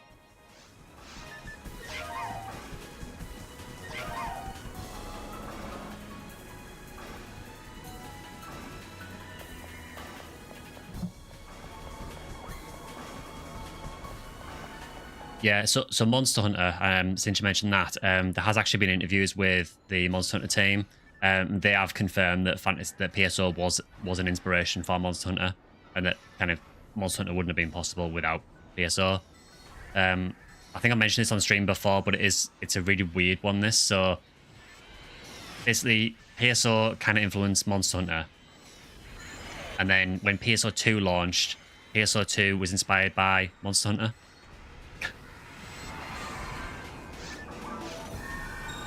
So kind of like went full circle.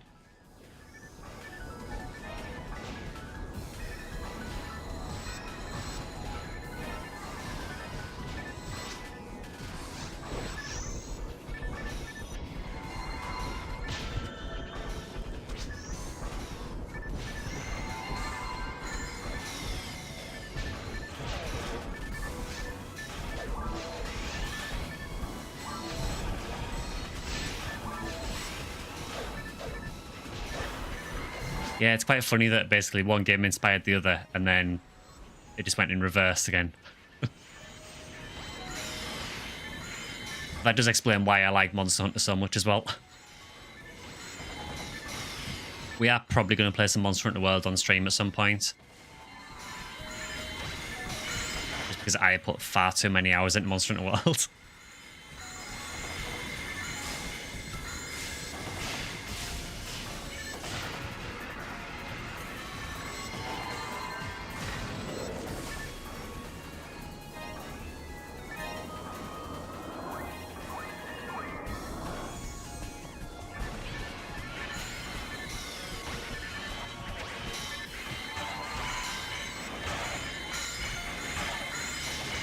Love Monster Hunter, especially Portable Third and 3D Midnight. Never played Iceborne though, despite playing Vanilla World.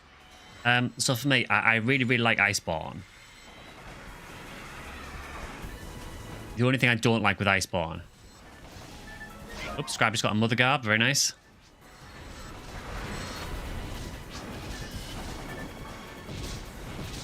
Yeah, so for me, I absolutely love Monster Hunter World. Iceborne, I think, was fantastic. The only thing I don't like is that they introduced this thing called the Clutch Claw, which I think they then retroactively added to Monster Hunter World. And the Clutch Claw wasn't very popular just because it made the hunting a bit more irritating. Because you essentially had to keep on Clutch Clawing the monsters to wound them. And you had to repeatedly do that. And when the game first launched, you had to do it like I think it was about every minute and a half you had to do it. And it just made the hunts really irritating. They did change it eventually so that you had to do it a lot less often. Overall, though, Iceborne is fantastic. It is a really, really good game. And I much prefer World and Iceborne to Rise and Sunbreak.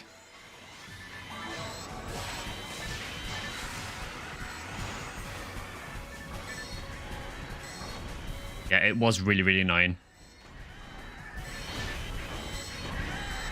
It did make some things a little bit easier as well because they added this thing to the game which fans started to call Clagger, which basically was a thing where every now and again a monster would just stagger for seemingly no reason. And it was basically so the monster would stagger so that you could clutch claw it. So it was like a free clutch claw, and it kind of made the game a bit too easy in places.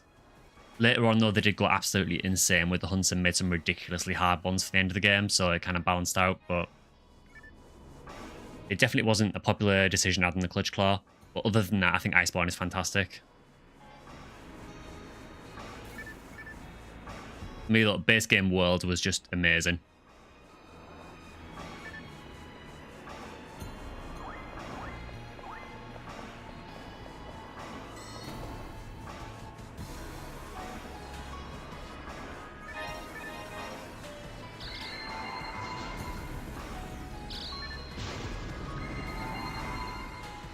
About PSO's influence, don't think it's just being an online console RPG. PSO had stuff like breakable monster parts and weapons made of parts. Yeah, definitely. I mean, there is definitely some similarities. I've said this before as well, but when I started to play Monster Hunter World, it did give me this feeling that I don't know what it is about the game, but there's something about it that makes it feel kind of similar to PSO, and not many other games have really had that effect. That's probably also why I put so much time into World as well. There's not many games that do that.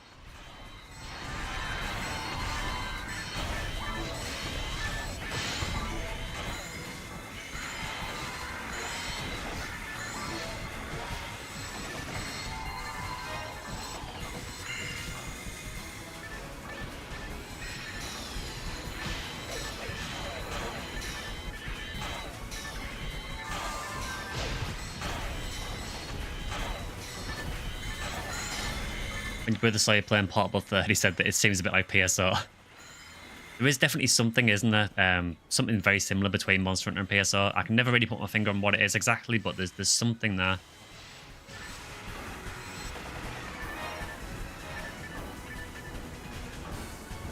Did I ever play, or like Shadow of the Colossus or the remake?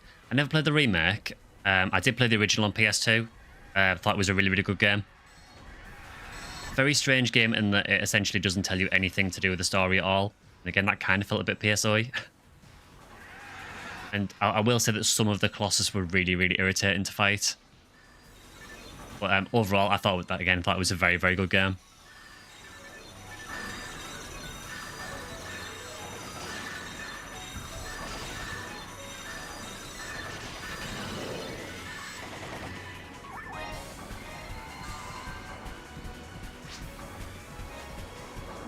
Yeah, just getting absolutely annihilated with grants with 3 people.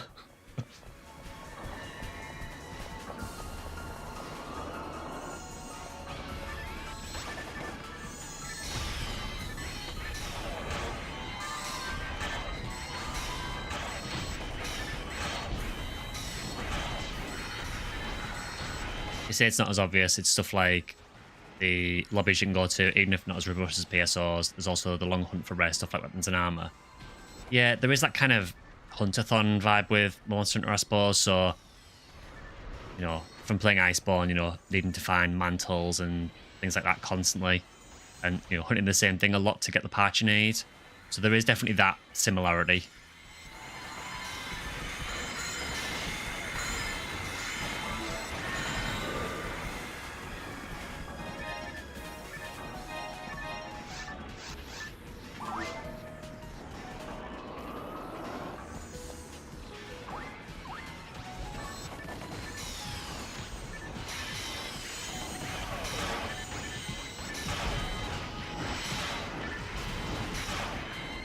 Kind of funny, we run this with like multiple forces.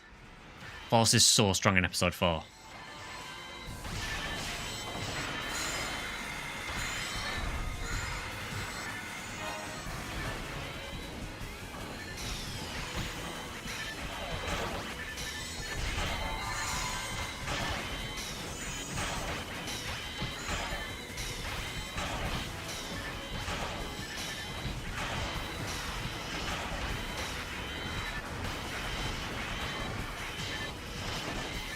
It does kind of suck at the minute that I'm using the limiter, so my stats are low a little bit at the minute. If there's any extra kills I can get to help unseal it.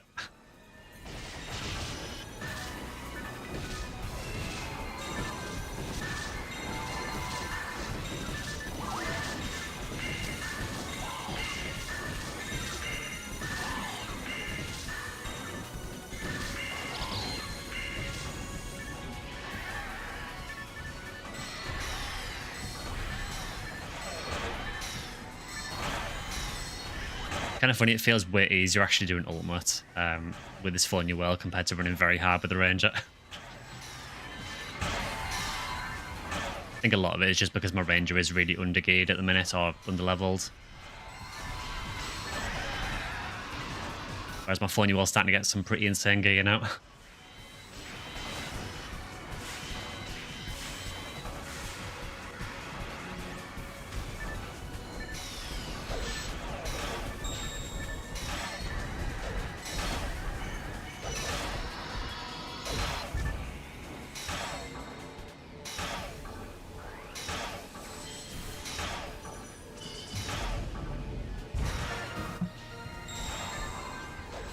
Oh, level 143. Nice.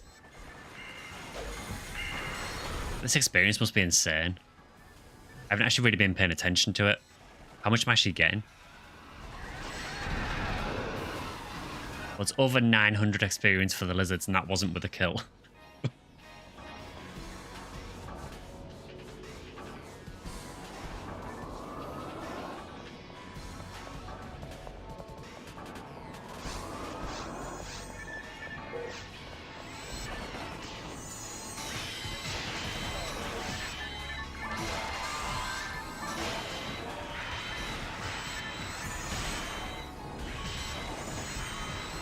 Yeah, I think I do plan to play some Monster Hunter on a stream at some point. Obviously, it will never be the main focus of the channel. That'll always be Phantasy Star, but I think I would like to play at least a little bit of Monster Hunter World at some point.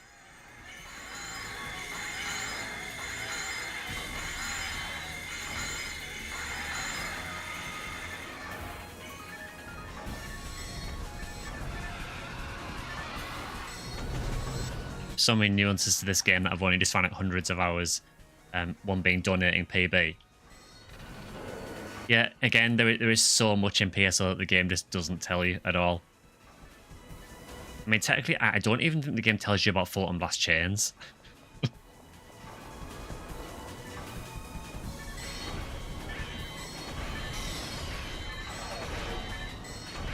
I played Phantasy Star 4. I've only played very little of the classic Phantasy Stars. I've played a tiny bit of Phantasy Star 4. I personally found them quite hard to get into, but it might be something I revisit in the future.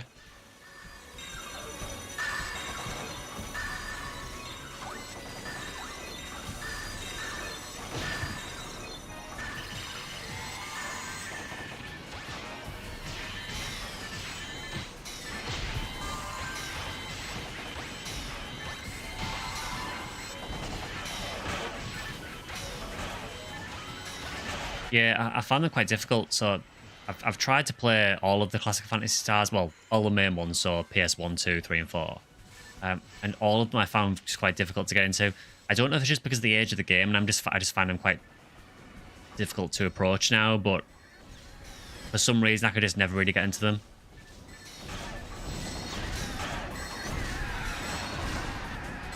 Yeah, I noticed that, so particularly in Phantasy Star 2 when I played that, it seemed really, really hard. Like, ridiculously hard for, particularly even early in the game. But again, that could be me just not being familiar with it.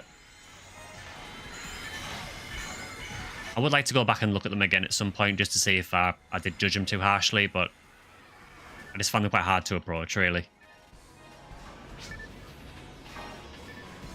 4 has the best quality of life. Oh, okay.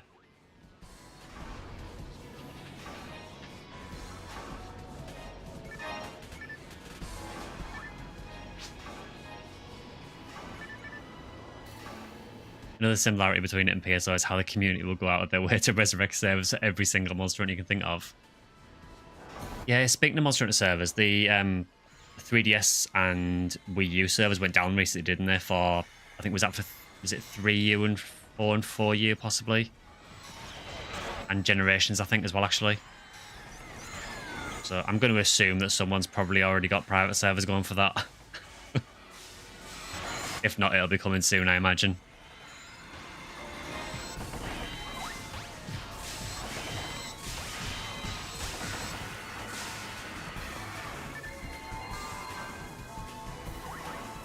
Apparently the Sega Ages PS2 remakes, some of the original PS games are quite good. I might have to look into that.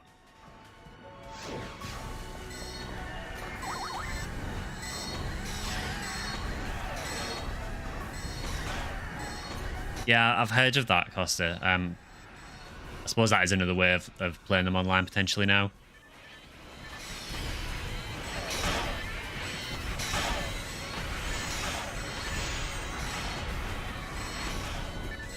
Three is your favorite for the vibe, but it's not a good game. I've always heard that. I always hear that three is like the bad Fantasy Star. Is there any particular reason for that?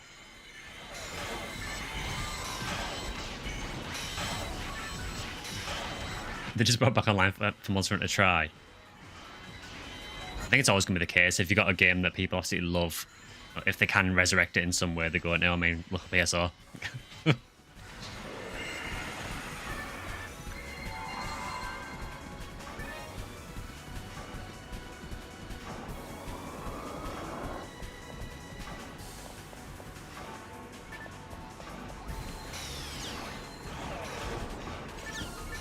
3 wasn't meant to be a Fantasy Star game to begin with, it just became one over time. Okay. Yeah, it's usually never a good sign.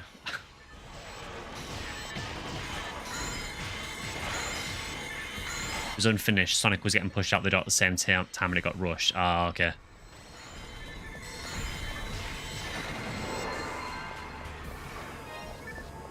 Yeah, I mean, I suppose Sonic was incredibly important to Sega when, you know, back in the day when it first got developed and got released. And I suppose it was the kind of game where it couldn't really fail. So Sega had to, had to ensure that it was popular when it released. And I guess that came at the expense of other games that were in production, maybe.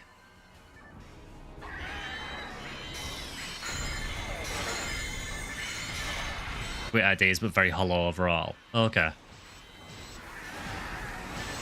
Yeah, I mean, if nothing else, you can say that, Phantasy Star has always been a very polarizing series for the games, It seems that the games are either absolutely fantastic or no one likes them.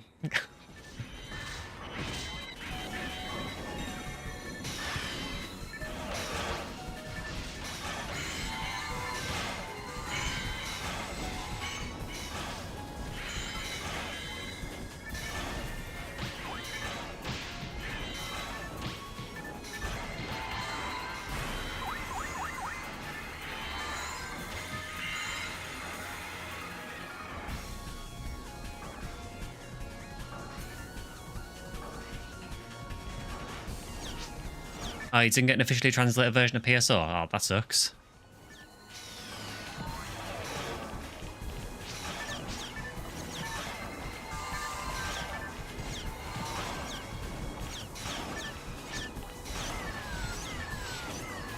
Oh, the designer of Altered Beast got bullied out of Sonic Team by Yuji Naka.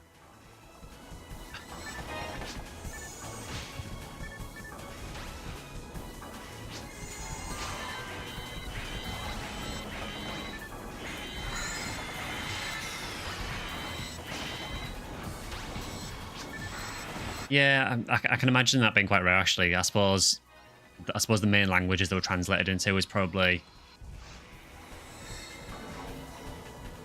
I guess it was mainly English, Japanese. Maybe probably not much else, to be honest. They were probably the main ones.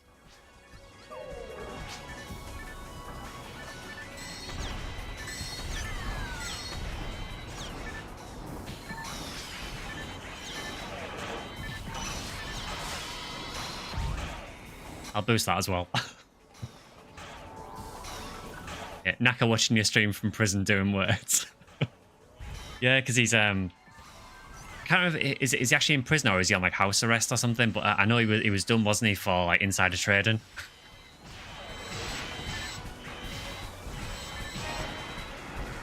To be honest, from what I heard, maybe he should have been done for releasing Balan Wonderworld or Wonderland or whatever it's called. I heard that was absolutely terrible.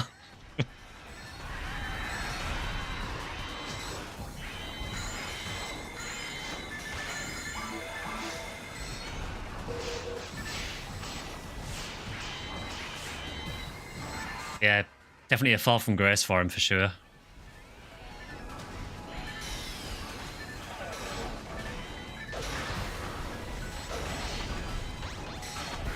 You would think, wouldn't you, that doing translations of like the most popular languages would be,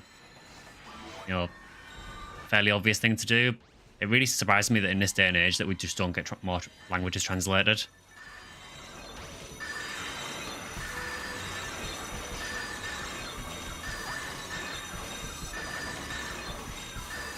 think he was one of the creative geniuses that needed a huge team under him to reel him in constantly. Possibly. Yeah, I couldn't believe it when I read that he'd been doing it insider trading.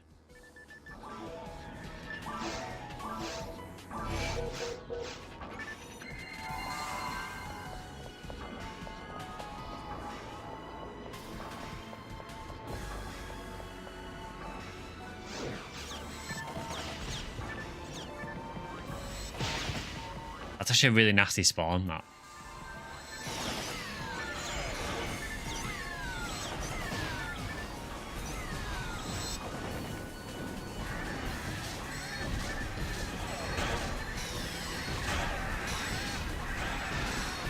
That's even worse, despite being released officially in Brazil. Brazil is the only country, where Dreamcast did not come with a built-in modem. Oh, they didn't come with it?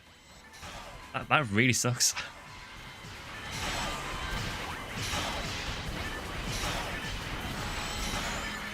So did you have to buy the modem separately, or...?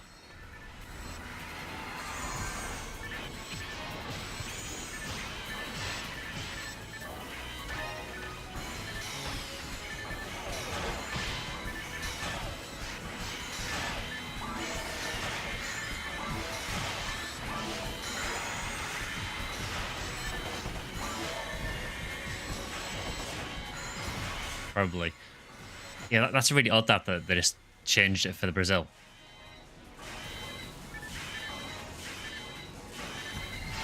Oh, they use the European logo.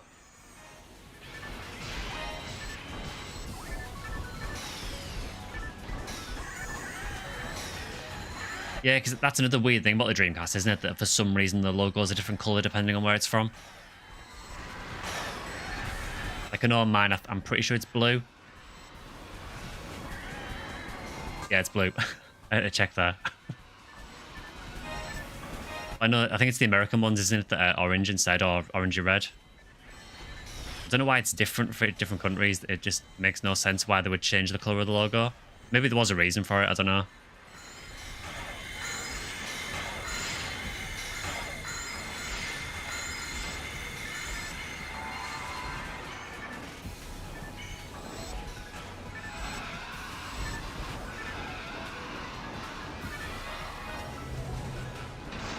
Yeah, apparently, I think it depends on. I don't know if it depends on region or something, but I know on my Dreamcast that I've got the logo's blue.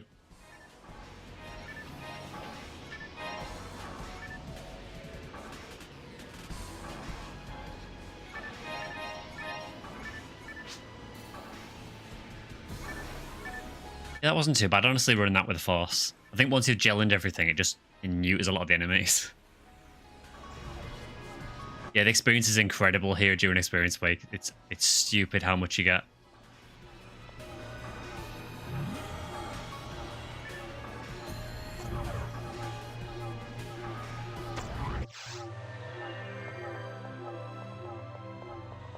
Oh, it's trademark reasons. Okay.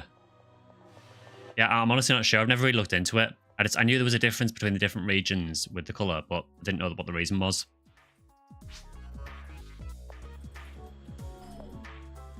Boxes on the red pipe. Yeah, it's weird. They put some boxes out the way, don't they? There's a little warp point you can go to get a couple of boxes.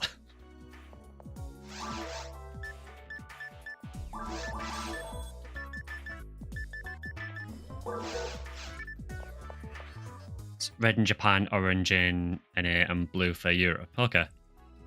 I didn't even know it was red in Japan, to be honest.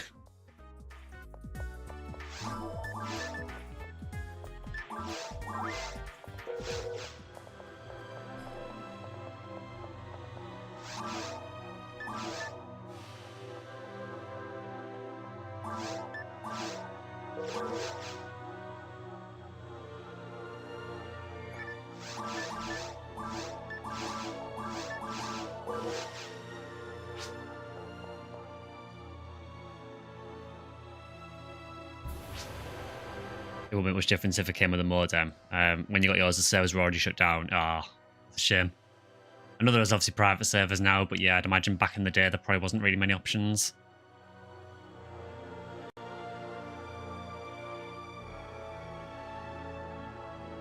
Yeah, and obviously using dial-up as well.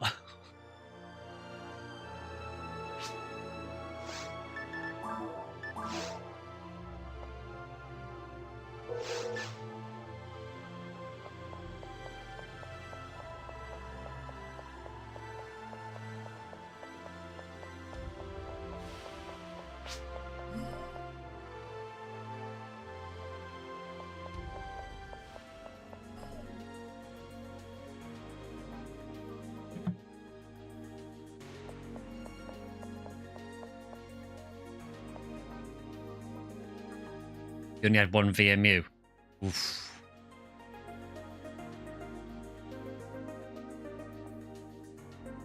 You realise now you played with us once before? Yeah, to be fair, I'm on here far more than I'd like to admit. It's only for phoniums, the Mother Garb. For some reason. Let Phonium use Mother Garb, it would help you so much. Yeah, I suppose what the benefit isn't of having a smaller player base. I mean, to be fair, Ephinea is still a really, really healthy player base overall. But yeah, you do get to a point where you start recognizing everyone online.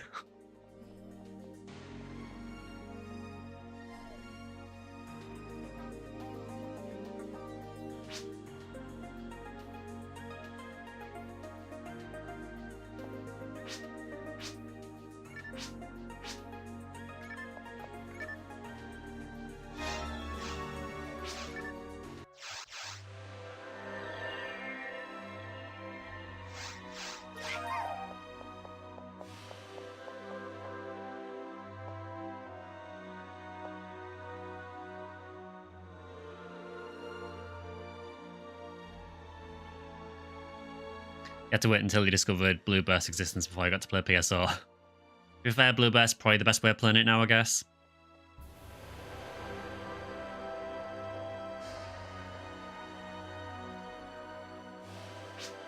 No worries, AJ. Yeah, thanks for dropping by.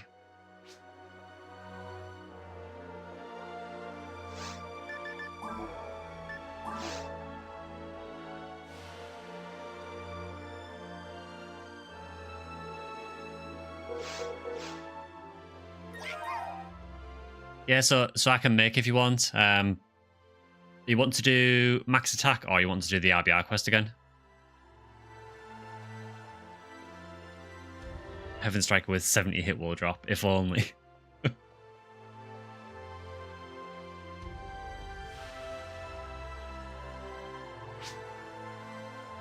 RBR has way more chance, fair enough.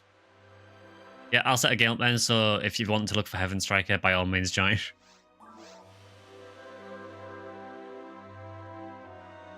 Alright, taking a break for supper in about 15 minutes. Yep, no worries. I mean, if anyone else wants to rotate in, that's fine as well. I'll set a game up for now. So it'll be a Red Ray game, so yeah, so if y'all want anything like Heaven Striker, probably a decent one to join.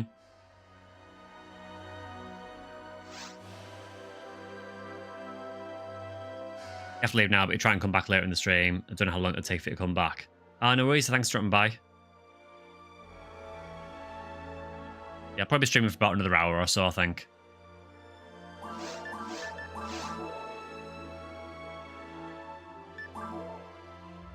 As usual, anyone joining, password is always stream.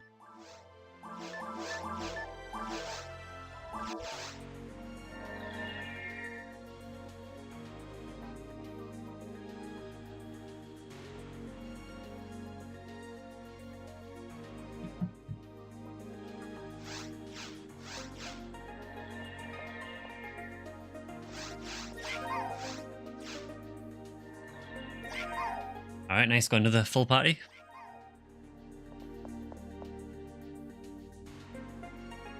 So hopefully we can get some Heaven Striker drops. That'd be nice.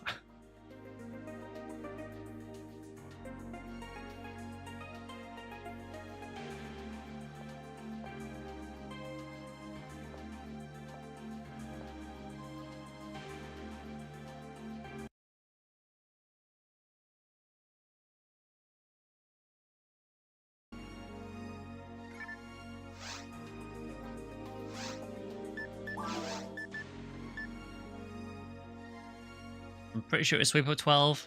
I think. Find out.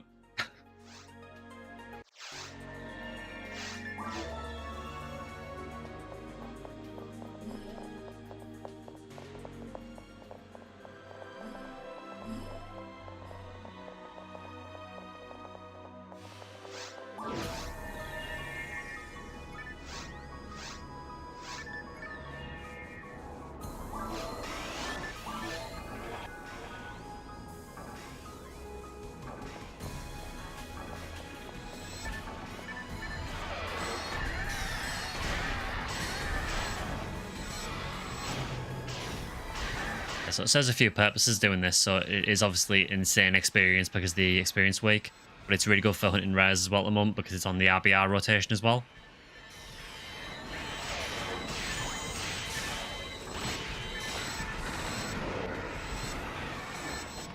Oh, someone got something.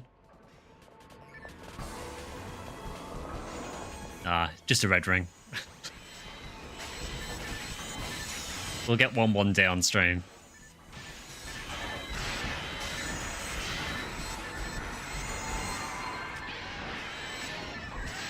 Yeah, red ring is goals.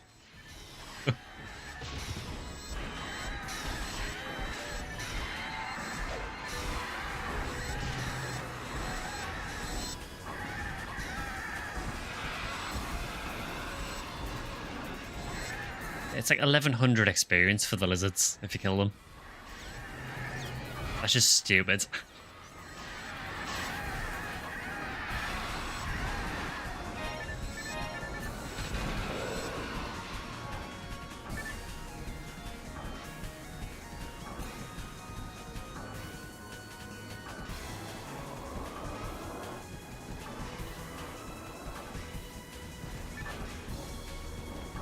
Yeah, or PGF, yeah. I keep saying that I would really like for someone to find something really rare, ideally on stream.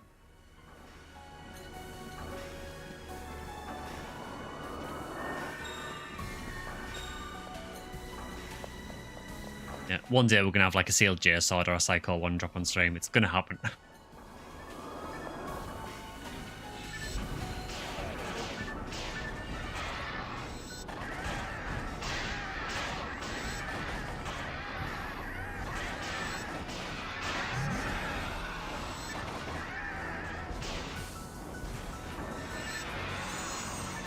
I'm still not entirely sure if using Megad is worth it on a phony well. I'm not sure.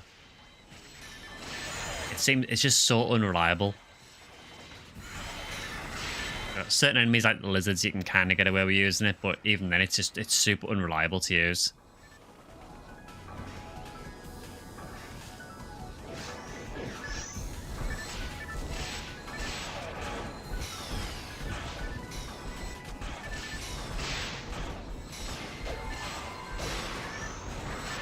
Good thing about running this on Red Rhea is a decent chance of getting Disco Bravemans as well, so if you can get one of those with hit, it'd be really good.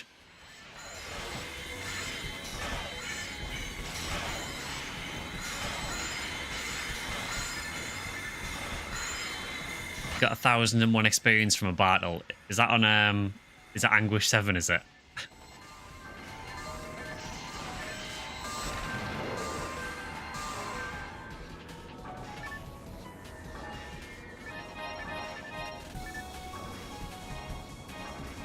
Anguish 6, oh, okay. I've tried a little bit of Anguish, but particularly with my Hunter, I just get murdered as soon as I try it. I think Anguish 1 and 2 is not too bad, but when you start going higher than that, I just get destroyed.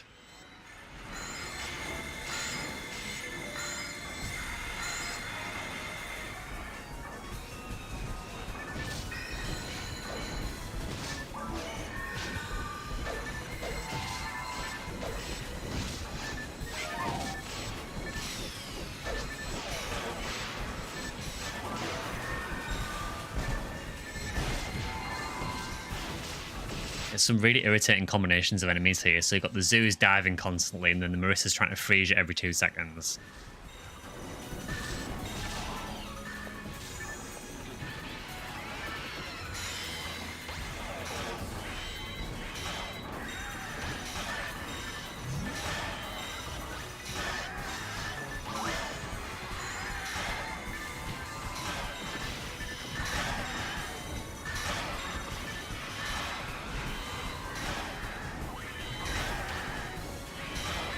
Yeah, honestly, run this as a force isn't too bad. As long as you can get the gel and tag on enemies, it's not too bad overall.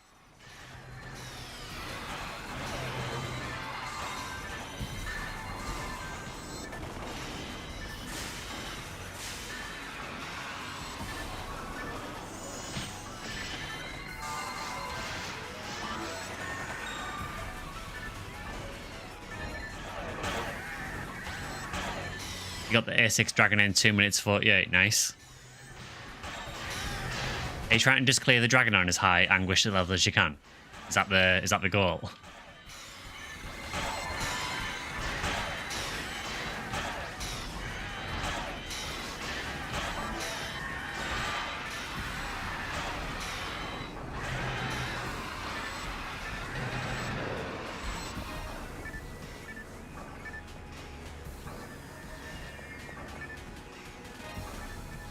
I would pick up the mono grinders, but I've got a full stack in my stash, and I can't stash anymore.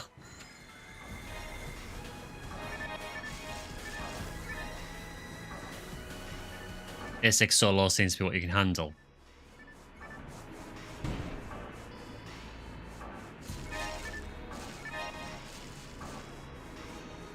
So on high anguish mode, does the dragon move a lot faster? Because I know when we did that experimental anguish 10 forest run, I know that some of the enemies seemed to move way faster, but there was some that didn't really seem to affect. So I know that the battles moved like light speed, but the wolves didn't really seem to be any quicker, which was really weird.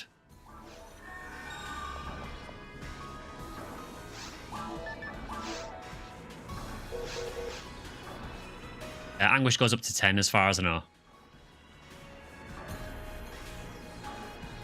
Yeah, at 10 it's something stupid like 500% more attack power. I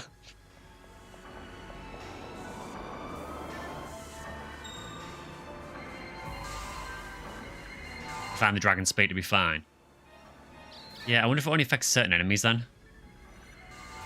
mean, obviously the attack boost affects all of them, but the speed boost just never seemed to really affect some of them.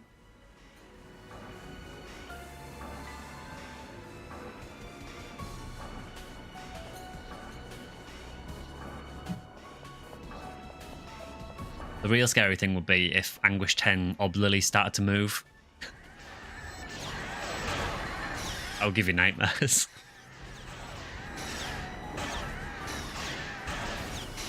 If you're on Anguish 6, you can do 7, but you need skips to get past the hill delta.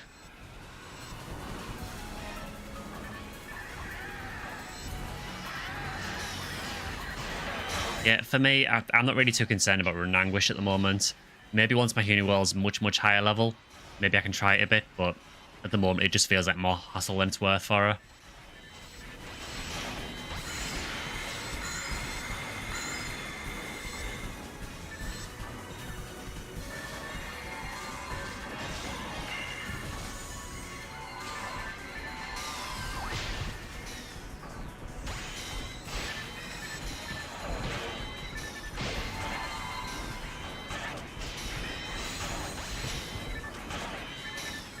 Get the hilt out and then just boot it into the next room.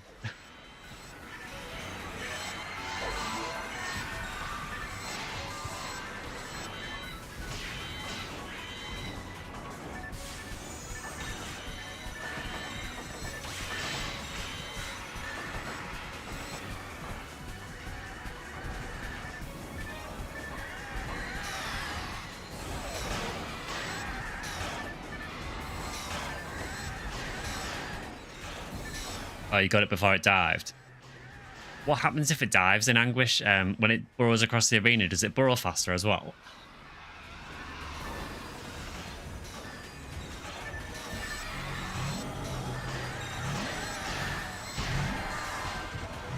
This is what I mean about Megid. These guys are low dark resist. It took that many Megids to get the kill. It just seems very unreliable.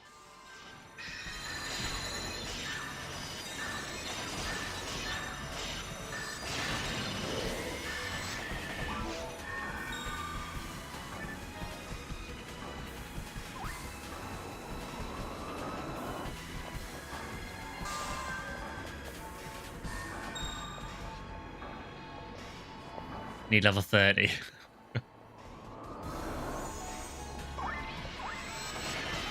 Yeah, I need to try Corrin again to get the God Tech. I had no luck at all last time. I got pretty much every other rare unit that it can give you, apart from God Technique.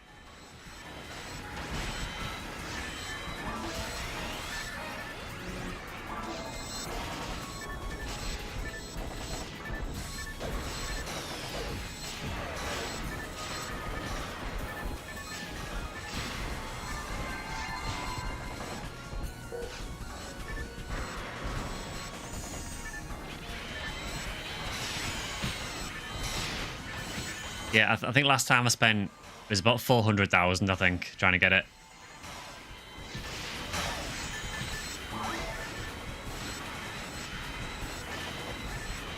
It's bonking with the glides of that.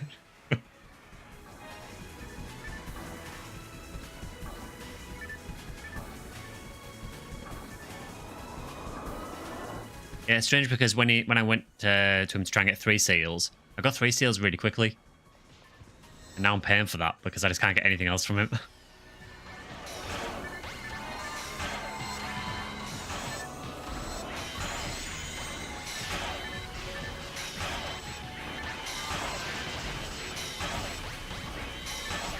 3 seals was really hard. He spent hundreds. I suppose it is just RNG, isn't it? You know, some people are going to get it quickly and some aren't. So that tech only took you 100k.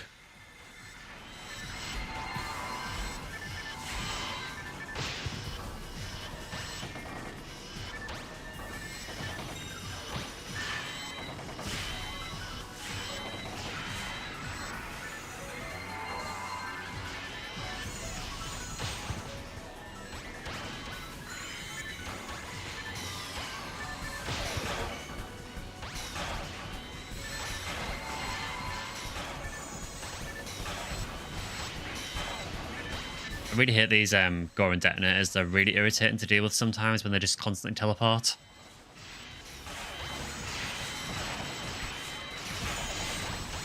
That and the range on them is ridiculous. It seems like they can hit you about 2 miles away.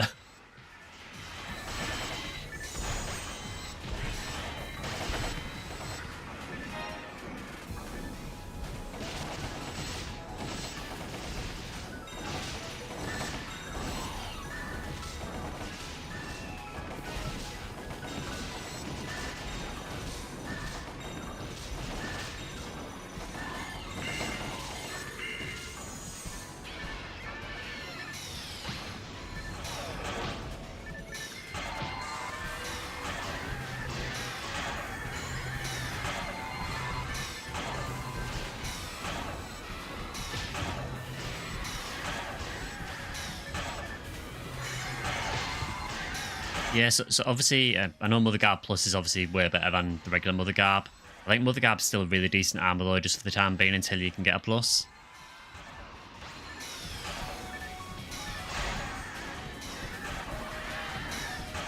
I was going to say, is the TP reduction, is that the same on the regular one and the plus?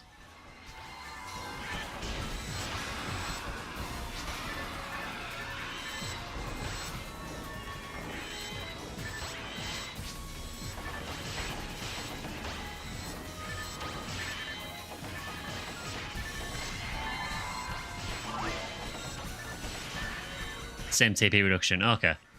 Yeah, so I suppose you're not really losing out too much then, really. I know that the Grants boost as well is... It's like a random chance to do more damage, isn't it? It's a really weird boost.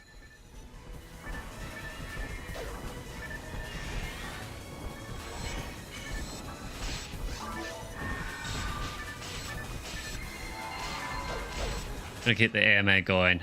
Mobile phone, am I Apple or Android? I am Android at the minute. I used to use Apple quite a few years ago, but I had a run of a few phones where I had loads of problems with them. So I changed over to Android and I haven't changed back since.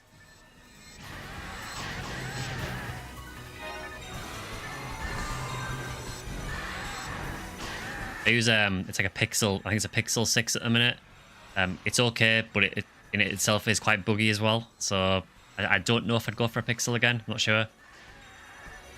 I've had Samsung Galaxies before as well, and they were pretty good.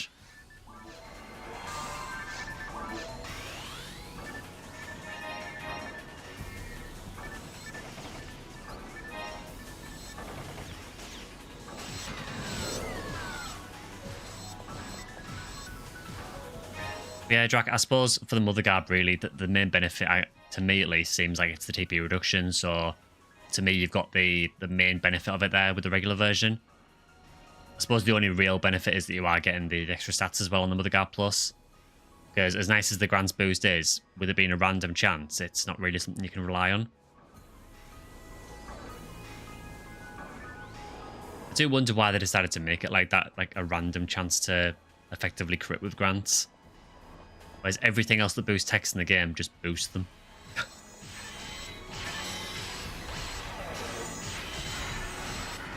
I've also been having a weird day in the office on the day they decided that, because you have a random chance to crit with Grants and it's only usable by Phonium.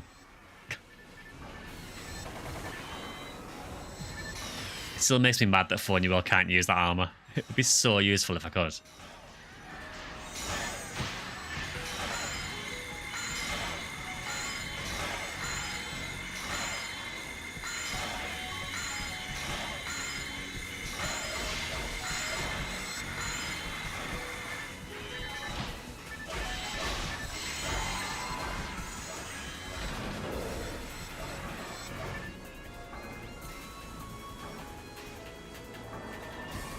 Yeah, so it's basically, I think with the random boost, you would be getting the same boost as, I think it's 4 mile or 4 mile. I know they both get Grants boosts. Let me remember this now. I'm pretty sure 4 mile gets the bigger Grants boost.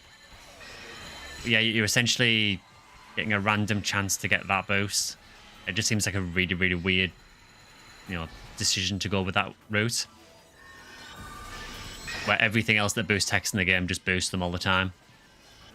So I really don't get why they did that.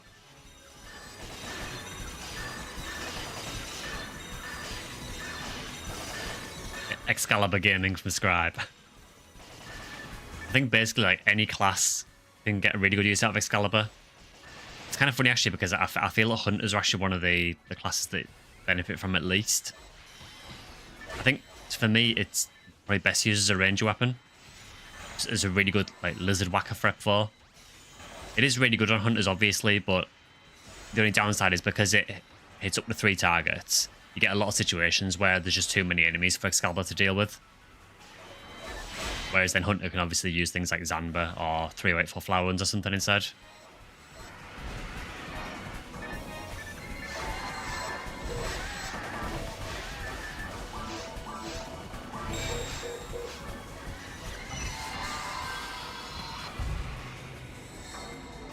So risky doing that Glide Divine ability. Just run as far away from everything else as I can.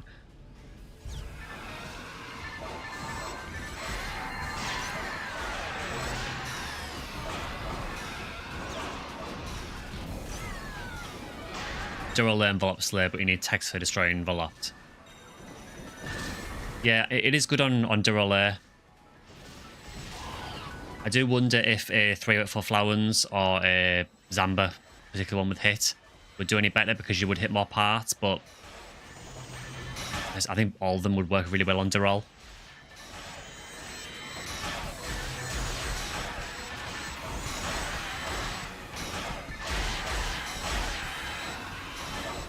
Yeah, and enveloped, like you say, enveloped, you basically just use it for the screen Gazonde glitch. It is really good on his second phase as well, to be fair.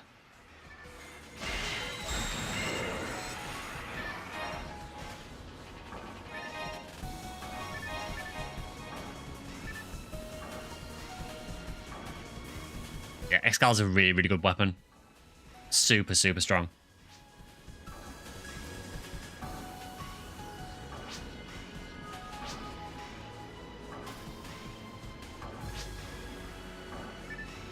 I can just boost whenever you decide to do a Photon Blast, because the reality is that I probably won't get a PB by the end anyway. Just whenever you go, I'll just boost.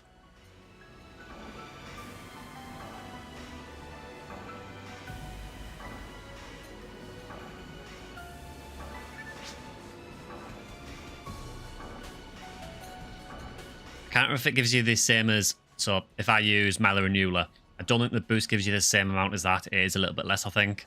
But it's still a really decent boost.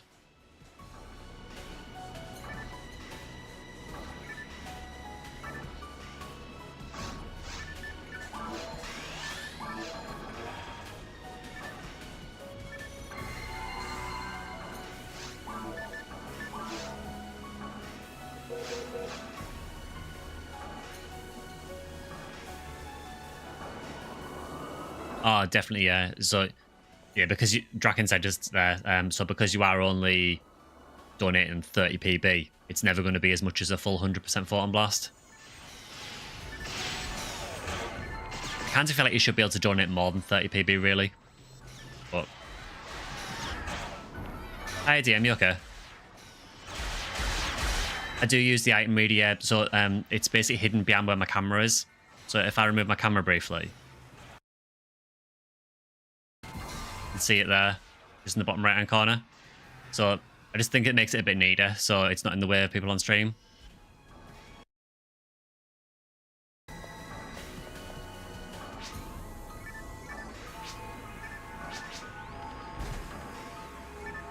Your 45 hit stag cutlery.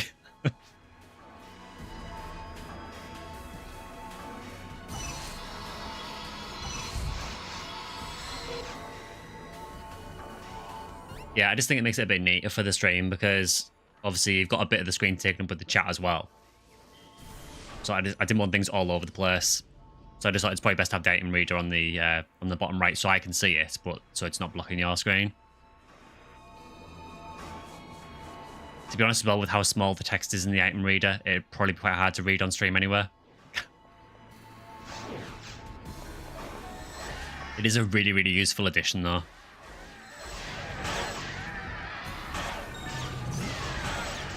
Yeah, thanks for dropping by. I know you said that you're new to the channel. Have you watched any of the videos before, or is it? Did you just get recommended for the live stream?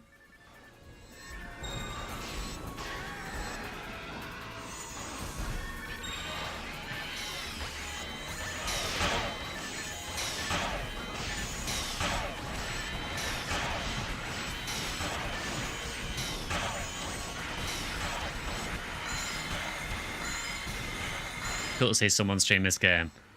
Yeah, to be fair, I've played this game a ridiculous amount. I've played it about 20 years now. And I just don't get bored of it. It's just one game I could just keep coming back to.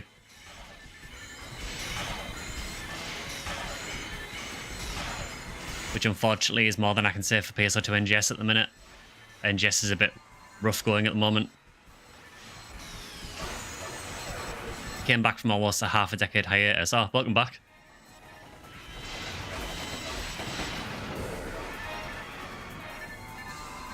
What do you play on? Do you play a Blue Burst, or is it another version?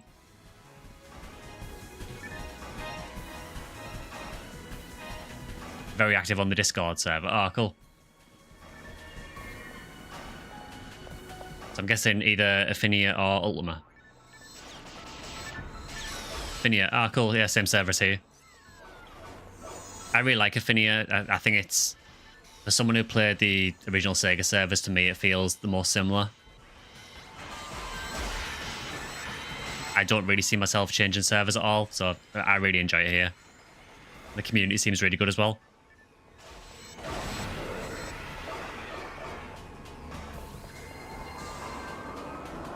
You're on the US servers mostly. Yeah, I think it depends on what you play for. So if if you're wanting to party up with other people, then the US server is definitely the one to go on because Fodra does seem to be by far the most popular ship.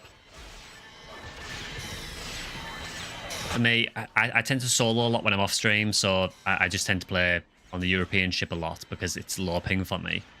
And for streams, I tend to play on the European ship as well for the same reason. But if I'm going for a party game off stream and I'm not playing with people that are here, I'll just go to the American ship. Again, just because the American ship has far more people on it.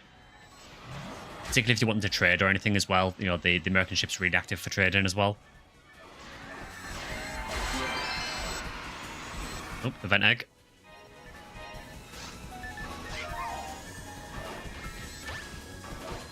I think I have enough eggs to do another gamble, actually. I just need to decide which gamble to go for. Do I just waste 10 eggs and inevitably get nothing, or...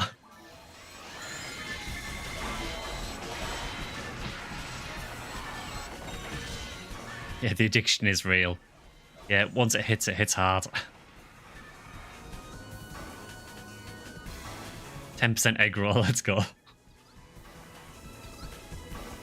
Yeah, petition to start calling egg gambles egg rolls.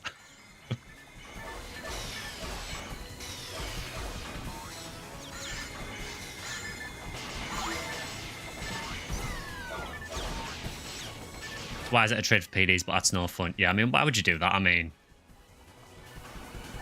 just gamble.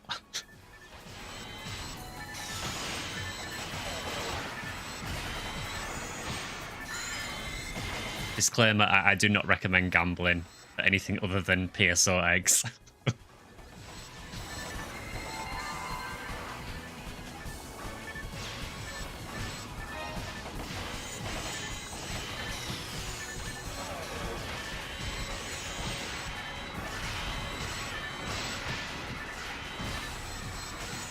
Technically, the 5-egg gamble is worth more than the PD selling rate, but it's still a gamble. Yeah, the only downside with the 5-egg gamble as well is that if you fail it, you only get a monomate.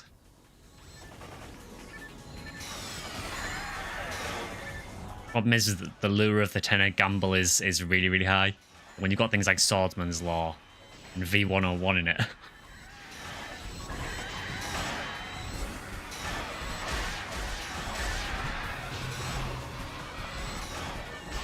Hi, Minsk. No strikers yet. I think we've had Disco of Bravemans.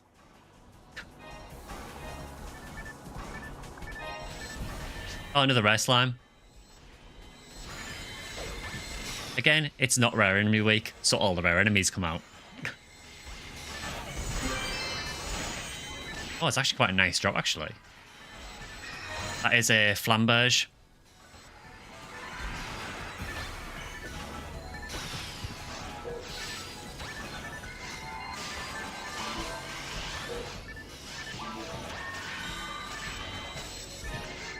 Unfortunately, no good percents on it, though.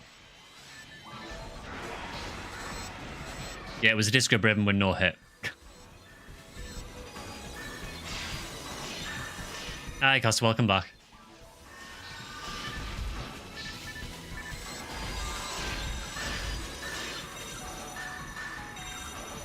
Yeah, I just love this that we had rare enemy week last week and I got virtually no rare enemies. And now, within one stream, we've had 2 rare Marissas show up. When it's not rare enemy week. Why does this always happen?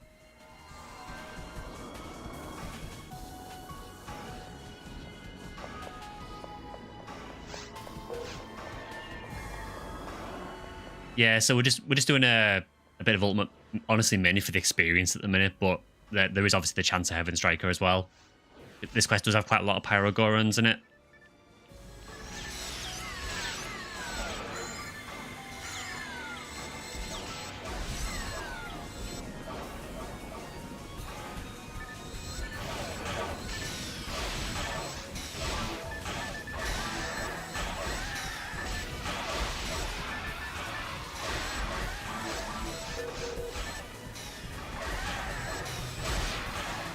Could be worse. At least you went hunting for lame and rare weeks, only to see everyone in your party get 2 or 3 copies while you get nothing. I had that, it was on stream during the rare week, actually. So we did some Point of Disaster. We were trying to get some Centurion abilities. And we got Conduit to show up, and everyone in the party got Centurion ability apart from me.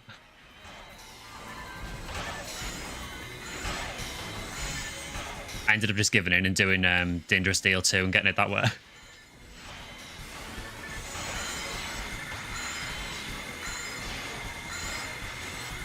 Yeah, it really sucked.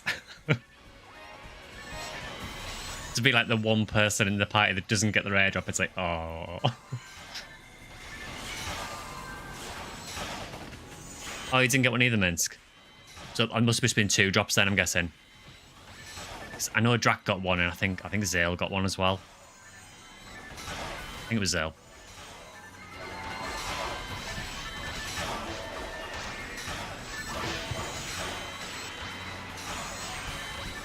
Yeah, it was you and Zale, thought so.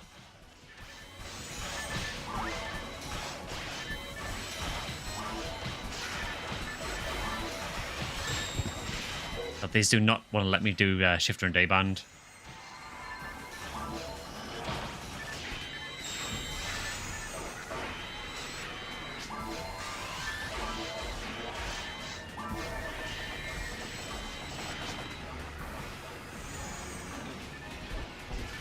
Love it. Look, we even got 2. Yeah, I think it's 1 in 4, isn't it, for Centurion? So I suppose the reality is that you're probably not going to get one. you know, if you do see Condrio, but so it wasn't too bad because I got one through Dangerous Deal anyway.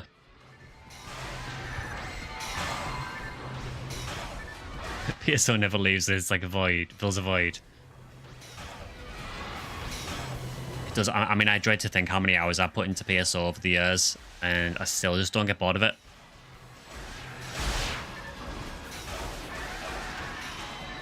You know, occasionally I'll get bored of doing a hunt for something, and I'll have to take a break and do something else. But I always find myself coming back.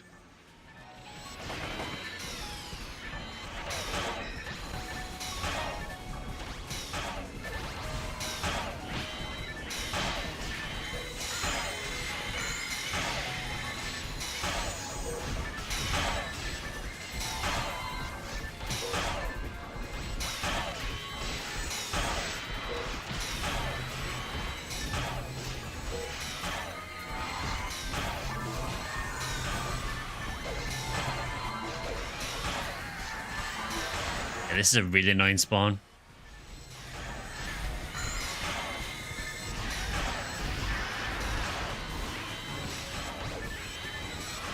Tried Dangerous Deal 5 times, still no ability there. Yeah, I mean, it is a total RNG. Coin flip, isn't it, really? I believe it's about a 1 in 7 or 1 in 8 chance, I think, of getting it, so...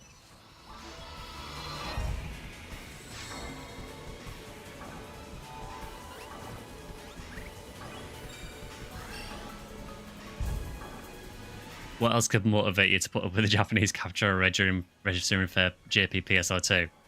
Yeah, I remember going through all that myself as well.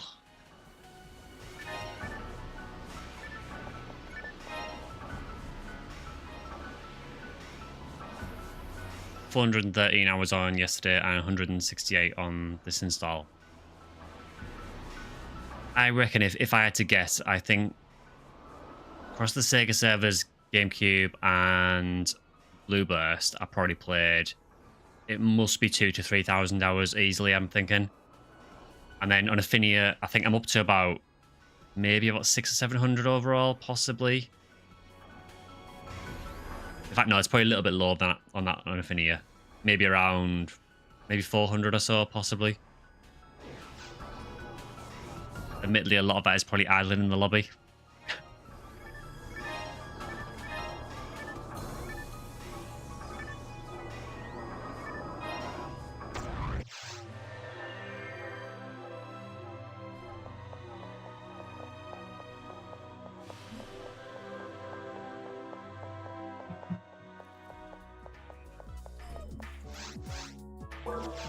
So what were the percentages on this? 10% air-based. Lovely. Could have at least had good percentages.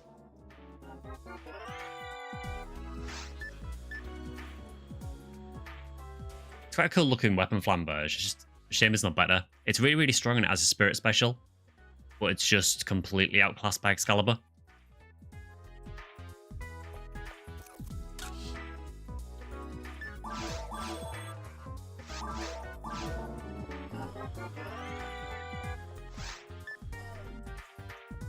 They've got 20-year base.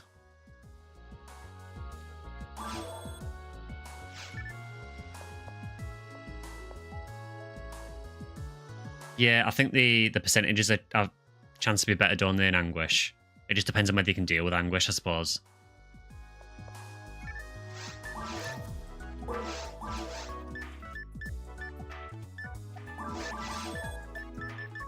And as I'm nearly getting one shot by some of the big enemies anyway, without Anguish.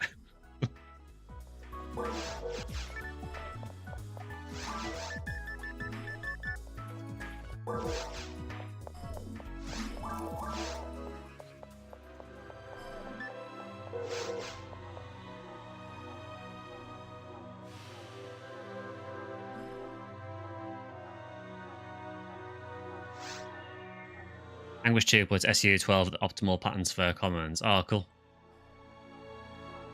Yeah, I mean, I'm running that on Anguish 2, though, I'd imagine is a bit rough.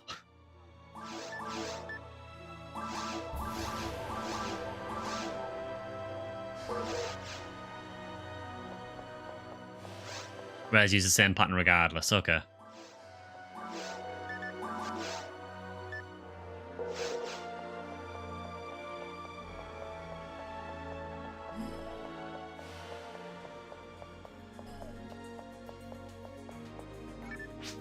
I haven't really looked into that too much, but am I right in thinking that different areas have different chances for percentages in specific attributes?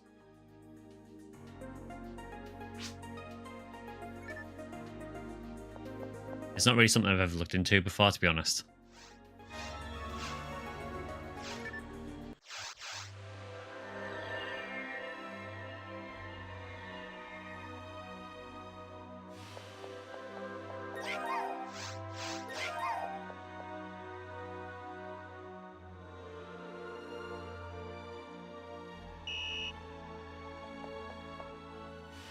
So I think we probably got time for maybe one more run. Whether it's that quest or whether we do something else to round out stream. I think from what I looked up, I think the RBR quests, I know the episode 1 quest is this weird one that's Forest 1 and Ruins 1. And then episode 2, I think, is a temple quest.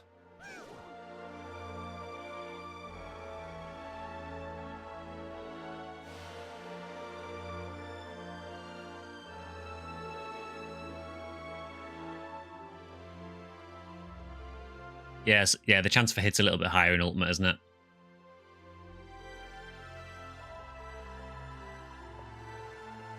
Yep, to RBR is pretty fun. Okay. I haven't really tried it. I kind of saw it was Temple and sort of dismissed it because I'm not a huge fan of Temple, honestly. It's very good on Purple Gnome. Is it good for is it good for Crimson Assassins?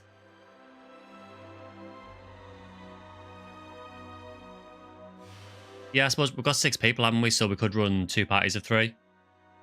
Just so no one's getting left out. And then if anyone else wants to join in while we're setting up, they can.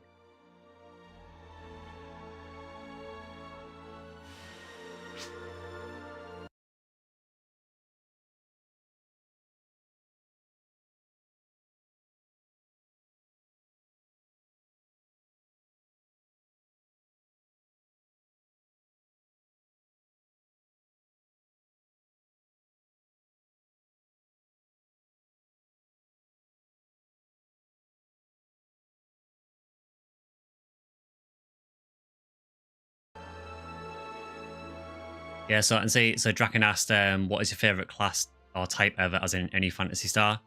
I think for me it probably just surprises no one given the channel avatar, but probably Hugh Newell in PSO.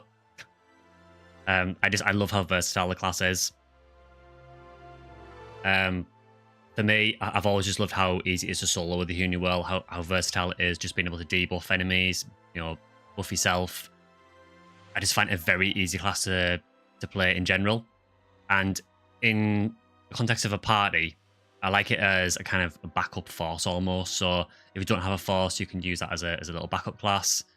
And if you do have a force, you can assist the force in harder quests. So things like Phantasmal World 4, you can act as like a backup healer almost to help the force out a bit. I love how versatile it is. Although lately I will say I have been playing a lot of 4 New World, and I really, really like 4 New World as well.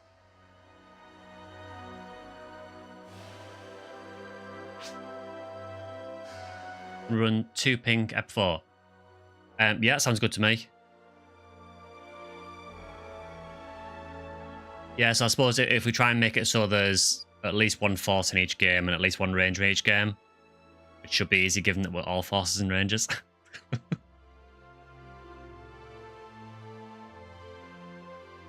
Oh, you like Hughcast, Costa? Yeah, I do like Hughcast, particularly things like challenge mode. It's amazing. It's just not a class I've ever really put a whole lot of time into outside of that.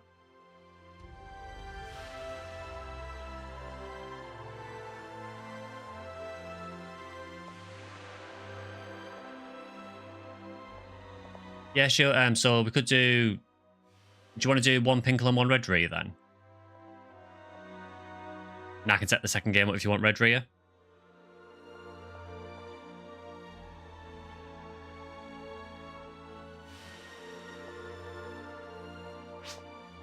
You do a second pink, yeah, sure. So just join whichever game you want to. So ideally, we want 3 people in each game. You really want pink, so you just need help.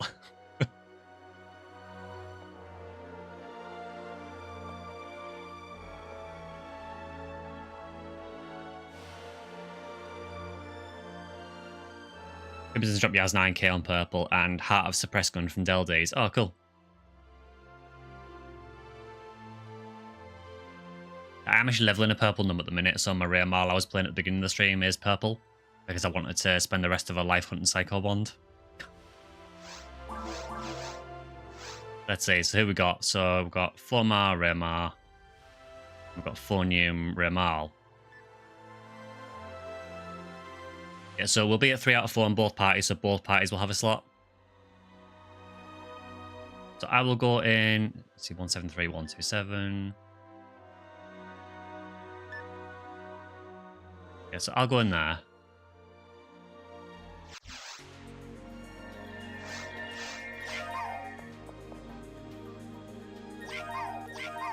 So then there should be another slot then, so it should be fairly balanced, hopefully. Is Stag Cutlery good? If you're a male hunter, I think male rangers can use it as well, actually. It's not bad for the early game of I'd say for like very hard and early ultimate, you can probably use it fine. You probably want to be upgrading it to something else a bit later on. Oh, no worries, Scribe.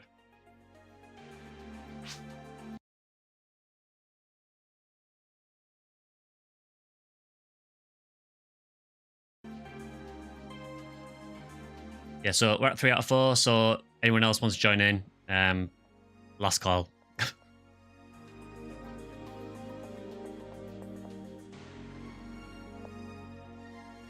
It's perfect, it's just using a new male hunter. May I join? Yeah, Costa, so if there's any parties open, there's 2 parties up at the moment. So we've got 2 parties, I think they're both called RBR. I think we'll both run the same quest on the same ID as well. So you can either join this one or the other one that's up. We're just on Lumerace Block 2, Lobby 13. Do I have a stream schedule? So at the moment, I only do 1 stream a week, so it's just a Sunday stream at the minute. And it always starts about 6:30 GMT. Password is always stream. So just stream. Yeah, so DM sign. I normally stream. It's usually 6:30 GMT. Well, it's actually BST at the minute, so it's British Standard Time, which I think is GMT +1. But generally, what I do is I normally do 2 videos during the week. One's usually on a Wednesday and one's usually on a Sunday, and then I stream on the Sunday as well. I may look in the future to changing over and doing maybe another stream at some point, but I haven't decided anything yet because I do work full time as well, so it's kind of hard to fit everything around that.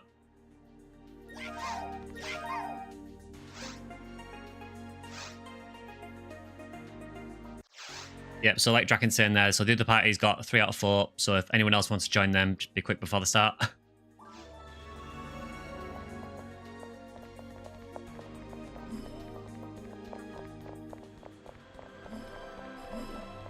So yeah, at the moment, just 1 stream a week. It's mainly just because of the time to do it, because I work Monday to Friday, and then I don't get a lot of time on the evenings to work on stuff, so a lot of that time is spent working on videos for the channel.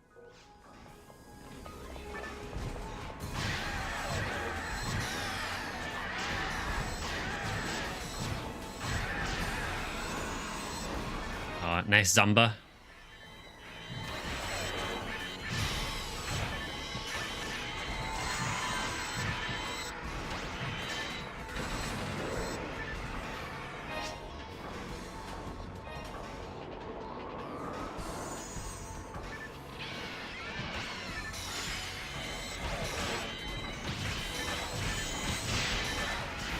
So we'll see if either of the 2 parties can get anything good.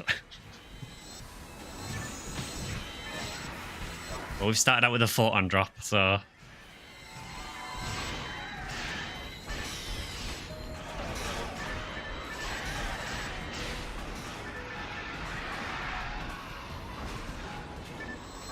Quite a busy lobby today, actually. Normally just have 1 party going, so to have 2, 2 almost full parties is actually really cool.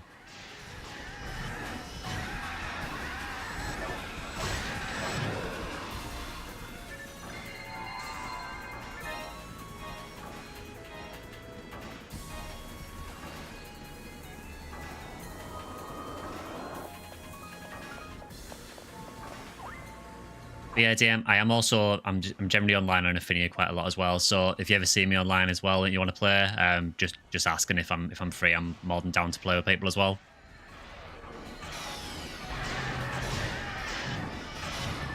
We do have a stream Discord as well, so I don't know if you saw the link earlier on that was posted, but if not, I'll post it at the end of the stream.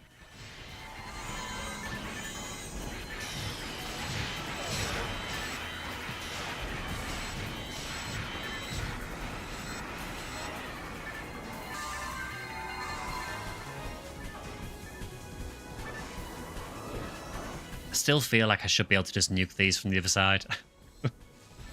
Can force text hit them or not? Okay, so force text can hit. So Zonde can hit them. I gel them. Yeah, so force text work fine. You just can't shoot over the gap. It's so weird.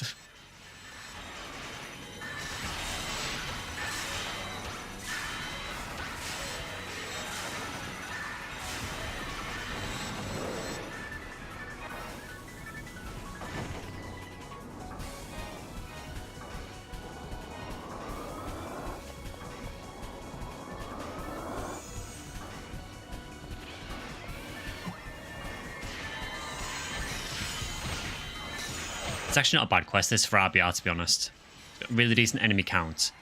Combined with the experience wake as well, it's just stupid amounts of experience.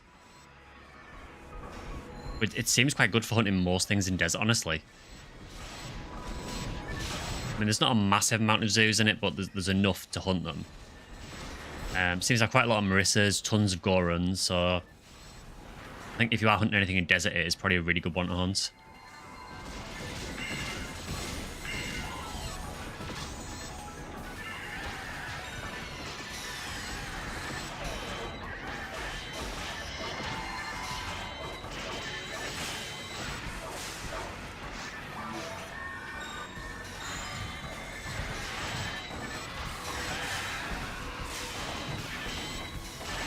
It's kind of a shame that we didn't have this during the rare drop week, but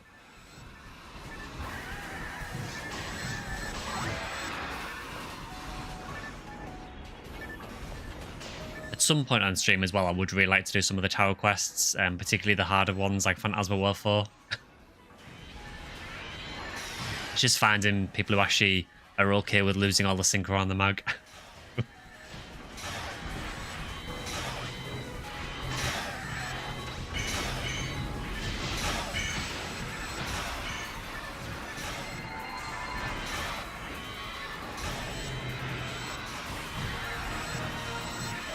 144.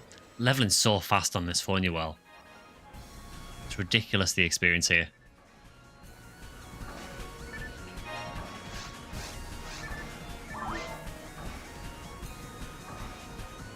After your anguish runs, the Sato sync is 0. I'm not surprised. This Nidra's sync's been on 0 for most of the life of this phone, well. So I just don't see the sense in trying to keep the synchro up with her. Because with Fornuel, you die all the time.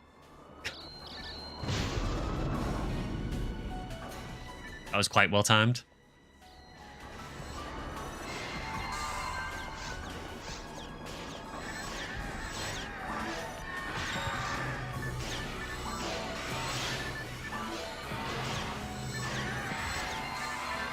That must have been a massive crit.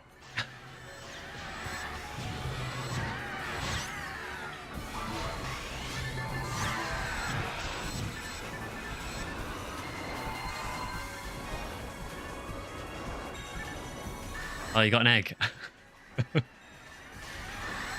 Well worth an anguish then.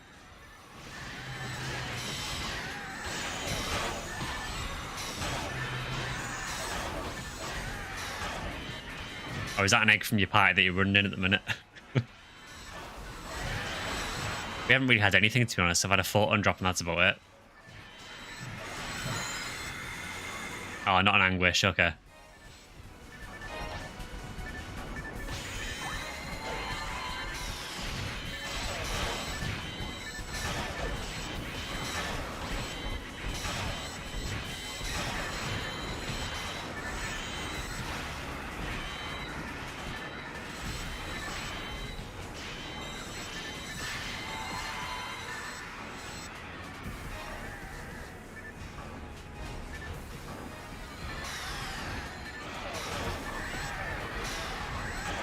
Yeah, Gerta is still really, really irritating, but honestly, with the Force, it's not too bad because you can get around the really high defense. Just spam grants on it instead.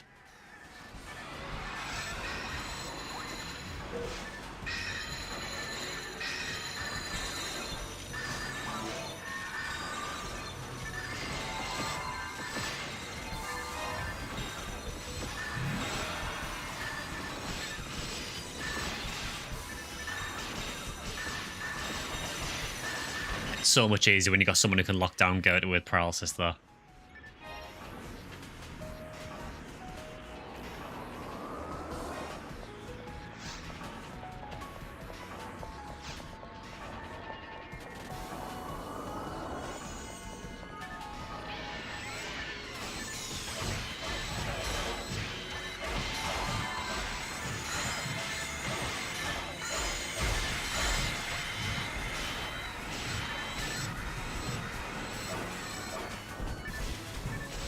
There's quite a lot of these Marissas in this quest, actually, so I think if you're hunting the rare one, it is probably a good quest for that as well.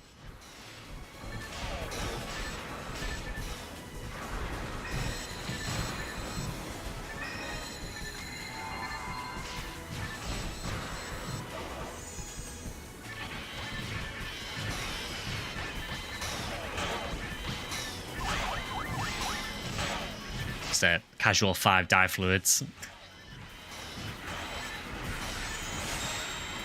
Can't wait until this limit is unsealed, just to help with the TP use of it.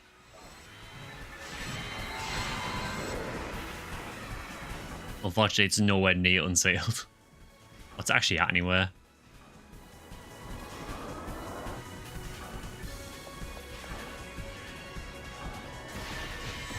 $805 kills. Oof. Yeah, long way, yeah.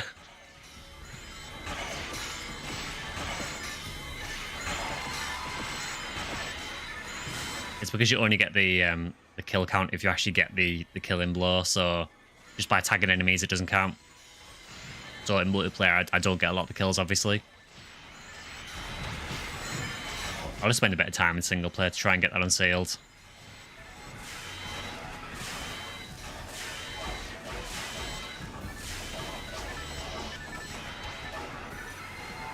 Yeah, it really sucks.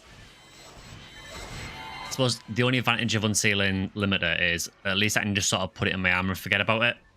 Whereas with Lame D'Argent, you obviously have to have it equipped, which does limit you quite a lot. Because Lame is not a good weapon on its own.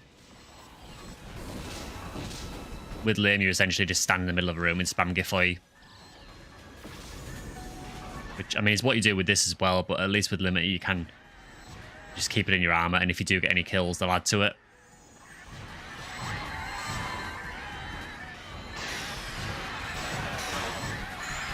Yeah, it does make the 20,000 kills take a lot longer.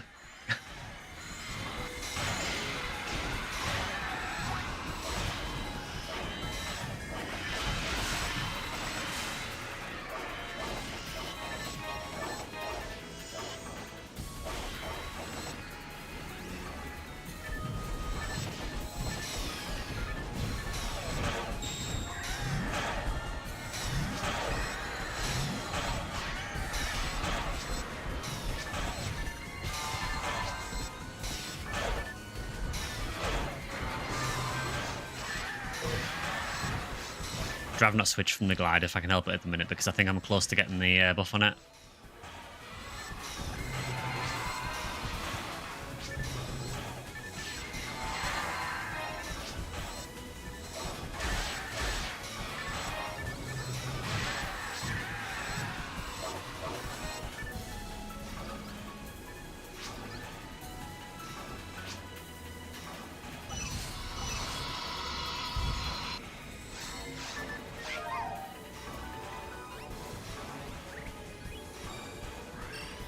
There's tons of scape dolls dropping in this as well. You can't see on the item reader that there's about 4 scape dolls on the ground. I'm not even picking them up now though, because I've got so many in my bank already. I've literally just running out of space for them now.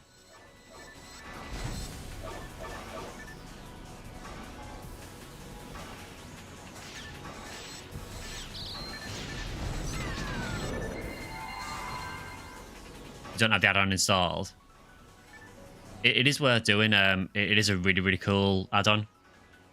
So I've just got it sat in the bottom right-hand corner of the screen, just pretty much where my camera is. It's just really handy. I like how you can filter it as well, so you can filter what drops you want it to show. So at the moment on my phone, I've got it so it shows all the armor and shield drops, so that if I want to pick any up for money, I can pick them up. But it's also just useful for finding things like materials and things like that. It just saves a lot of time as well, so you're not having to look all over the floor to see if anything's worth picking up. Particularly for weapons as well, so if you get weapons with hit that drop, rather than having to just pick up every single weapon that drops to see if it has hit, it just lets you just ignore the ones that don't.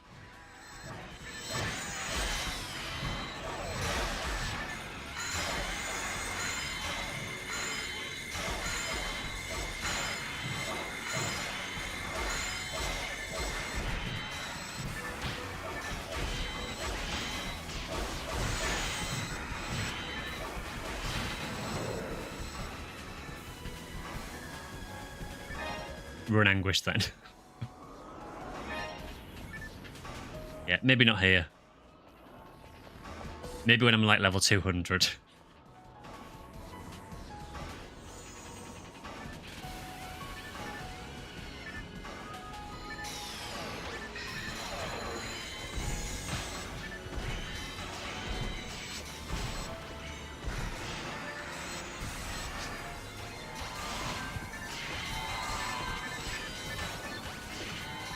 They should recover the money from all the failed TDFs.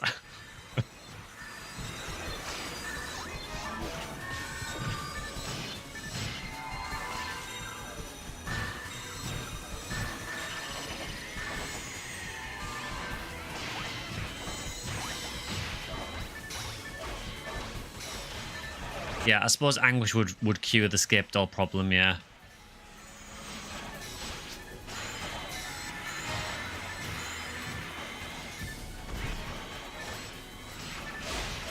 Yeah, I can understand TTF being expensive if you were soloing it. For me, like with my Huniwell, I don't find it too bad until faults. Faults can either be easy or an absolute nightmare, depending on how it decides to act.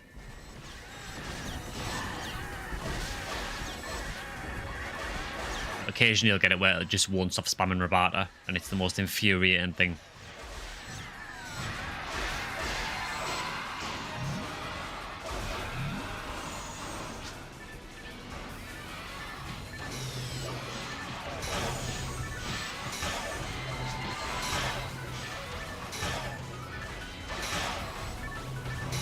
Phase 3 is irritating as a Hue cast.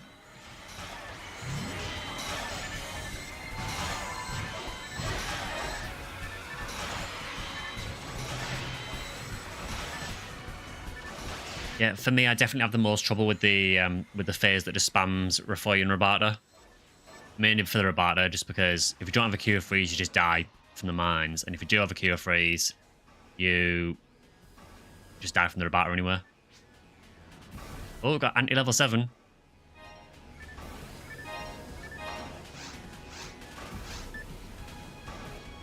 That is now 2 anti-level 7 discs on consecutive week streams.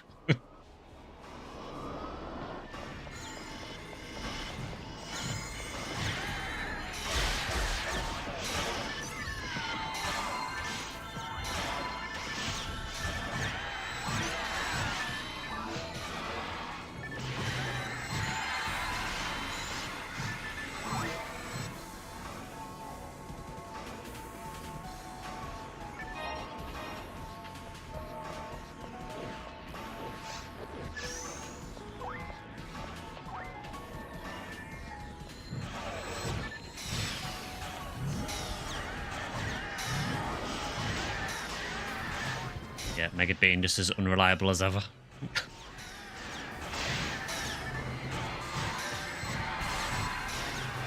You can use anti-7. Oh, do you still need it for yesterday?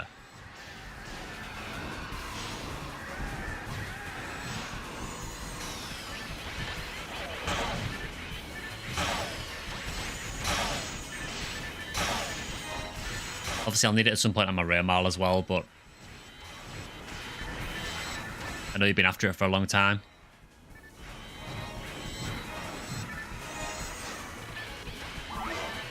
tons of HP materials dropping here.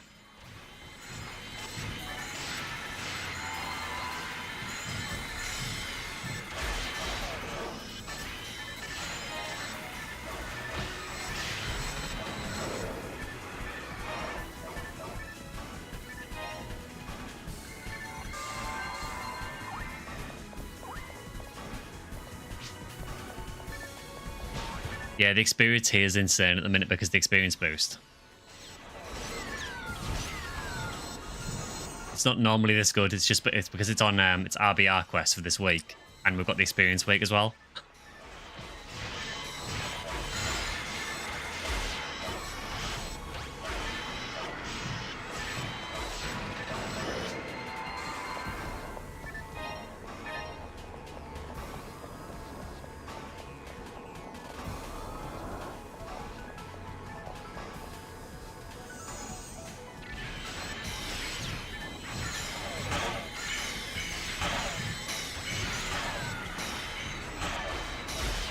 Yeah, and I don't need to meet up with you in Minsk anyway. Probably have to stream about that frozen shooter anyway. So we start out then if you want. I'm more than happy for you to have the level 7 if you need it.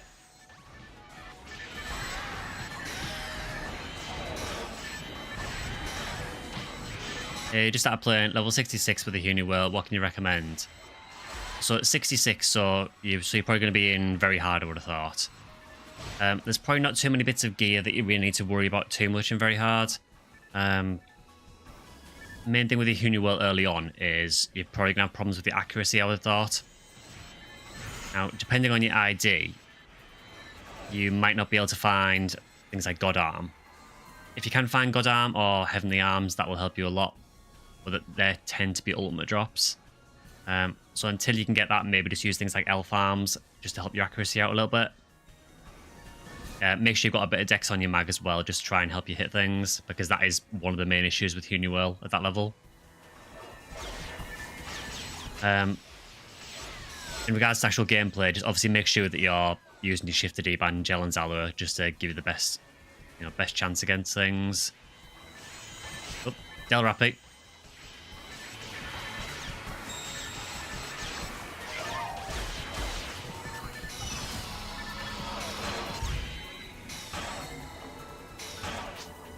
Yeah, so at level 66, really, the main focus, honestly, is probably just trying to get to 80 to get into Ultimate. Do you know what section ID you are?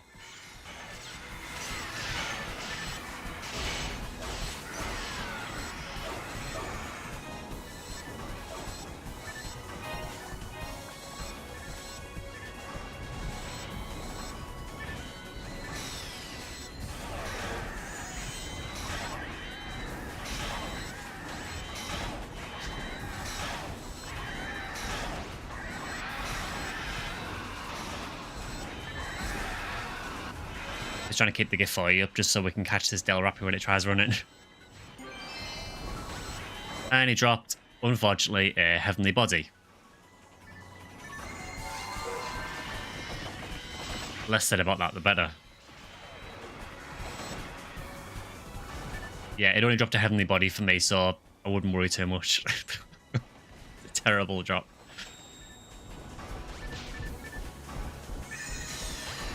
Yeah, Hesea, I think your section ID will depend a lot on what you go for.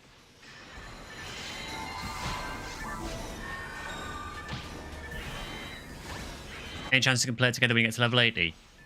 If you're on Ephinea on Blue Burst, I'm always down to play with people. So yeah, by all means, I mean, all the guys I'm playing with at the minute, we just play together on stream, play a little bit off stream as well sometimes. So yeah, anytime I'm on, regardless if I'm streaming or not streaming, if you want to play, just let me know. And providing I'm not doing something else, I'm happy to play with people. Huni is probably the class I've got the most experience of as well, so I'll probably give you a little bit of advice as you level up.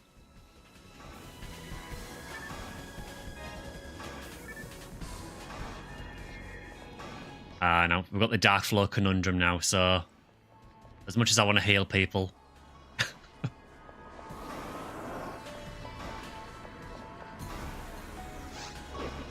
I apologise in advance if my rest accidentally heals you.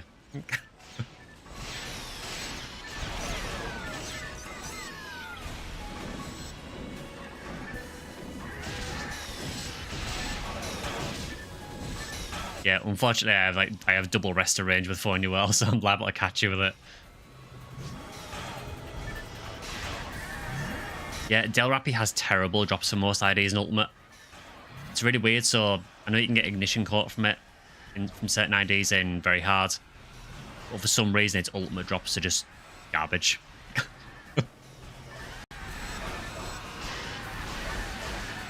Thank you so much to let you know. Yeah, no worries. So I stream every Sunday, so anytime you're in chat, if I'm streaming and I've got space in the team, by all means, feel free. Always happy to help people out, and particularly if you're a Ephinea world as well. Best class.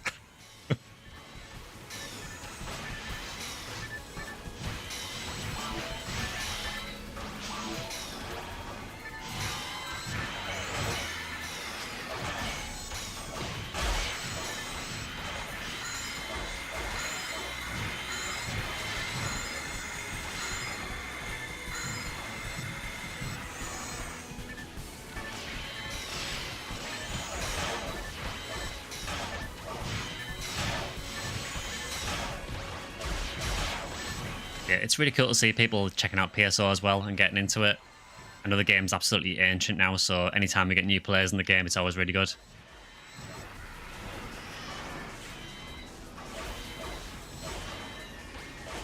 Unfortunately, it's one of those games that if it hooks onto you, it will never let go, and you'll be stuck here forever.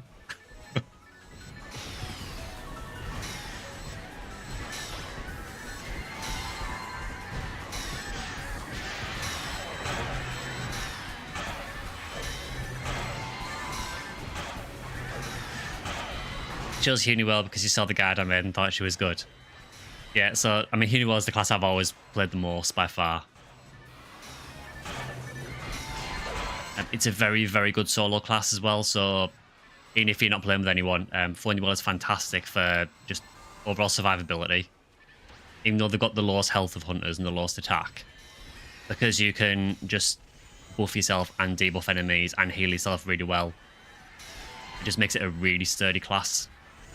Really self-sufficient. It's never going to be the best class for, for DPS or anything. All the other hunters will pretty much outdamage it. But it's just a fantastic all-around class in my opinion. It does have some problems with it, that I will give it that. Its accuracy is a big, big problem. And you'll probably notice that as you level up more.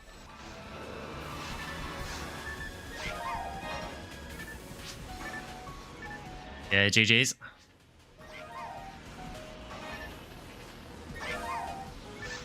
That experience was insane. I leveled up, and I'm already back down to like halfway to next level at 144.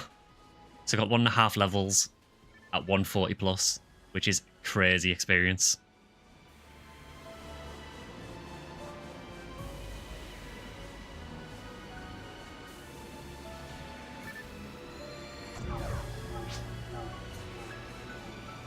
Didn't level up, yeah, it must be fairly close, I'm guessing. I think I must have been quite close to leveling when I started.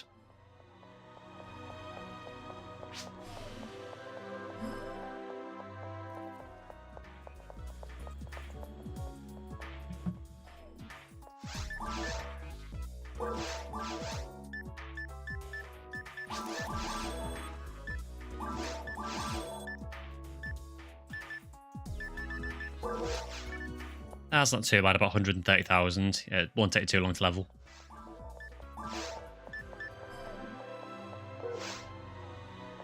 Right, if anyone wants a heavenly body, you can have it, because I am never going to use it.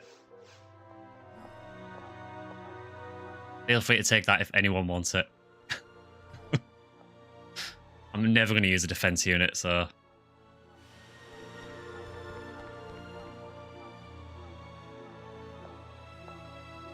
You used to play the game when you were 7 or 8, now you're 20 and started again. Your goal is to get to level 200. 200 takes a long, long time. I don't think anyone needs a body unit. There's not really much use for defense, honestly, in PSO. It's a largely redundant stat. It's there if anyone wants it. If no one wants it, I'll pick it up and I'll team point it or something. Yeah, Hexia, to get to level 200, it is a massive grind, just to let you know. As Minsk will tell you, so once you get to about 183, that's about halfway to 200.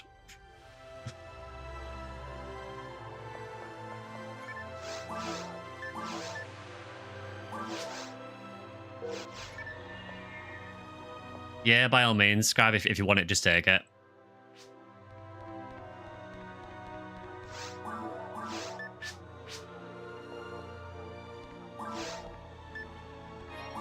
There is a mono grinder there as well for anyone that wants, because I've got no space in my stash for them.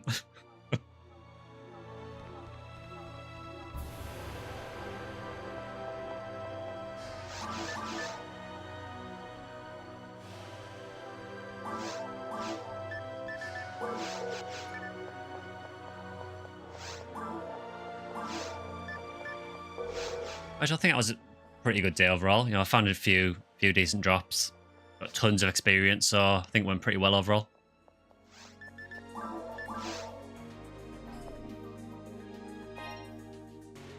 Yeah, the community on this server is really generous in general. You will find that a lot of veteran players will just go into like low-level games and just drop loads of stuff.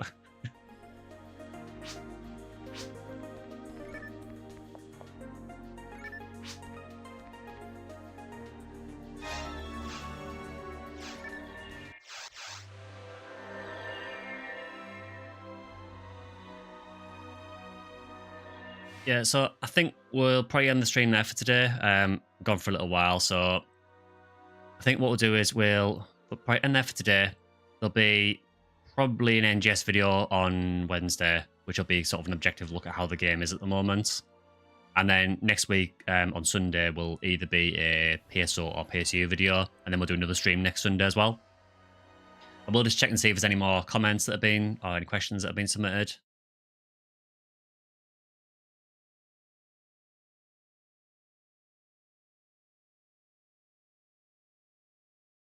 Yeah, so it looks like the Q&A is done, so I think I've answered everything that was there, so that's fine. So we'll end the stream there for today. If you enjoyed the stream or anything, please consider liking and subscribing or joining as a member. I will also post a link to the Discord in a sec as well, just so anyone wants to join it, feel free to join us there. But yeah, we'll be back again next Sunday for another stream, and a few videos up during the week as well. As always, thanks everyone for joining today as well. It does make the games a lot easier when there's a few people wanting to hang out as well. But for the meantime, we'll end this one there, and I will see you guys next Sunday. See you guys.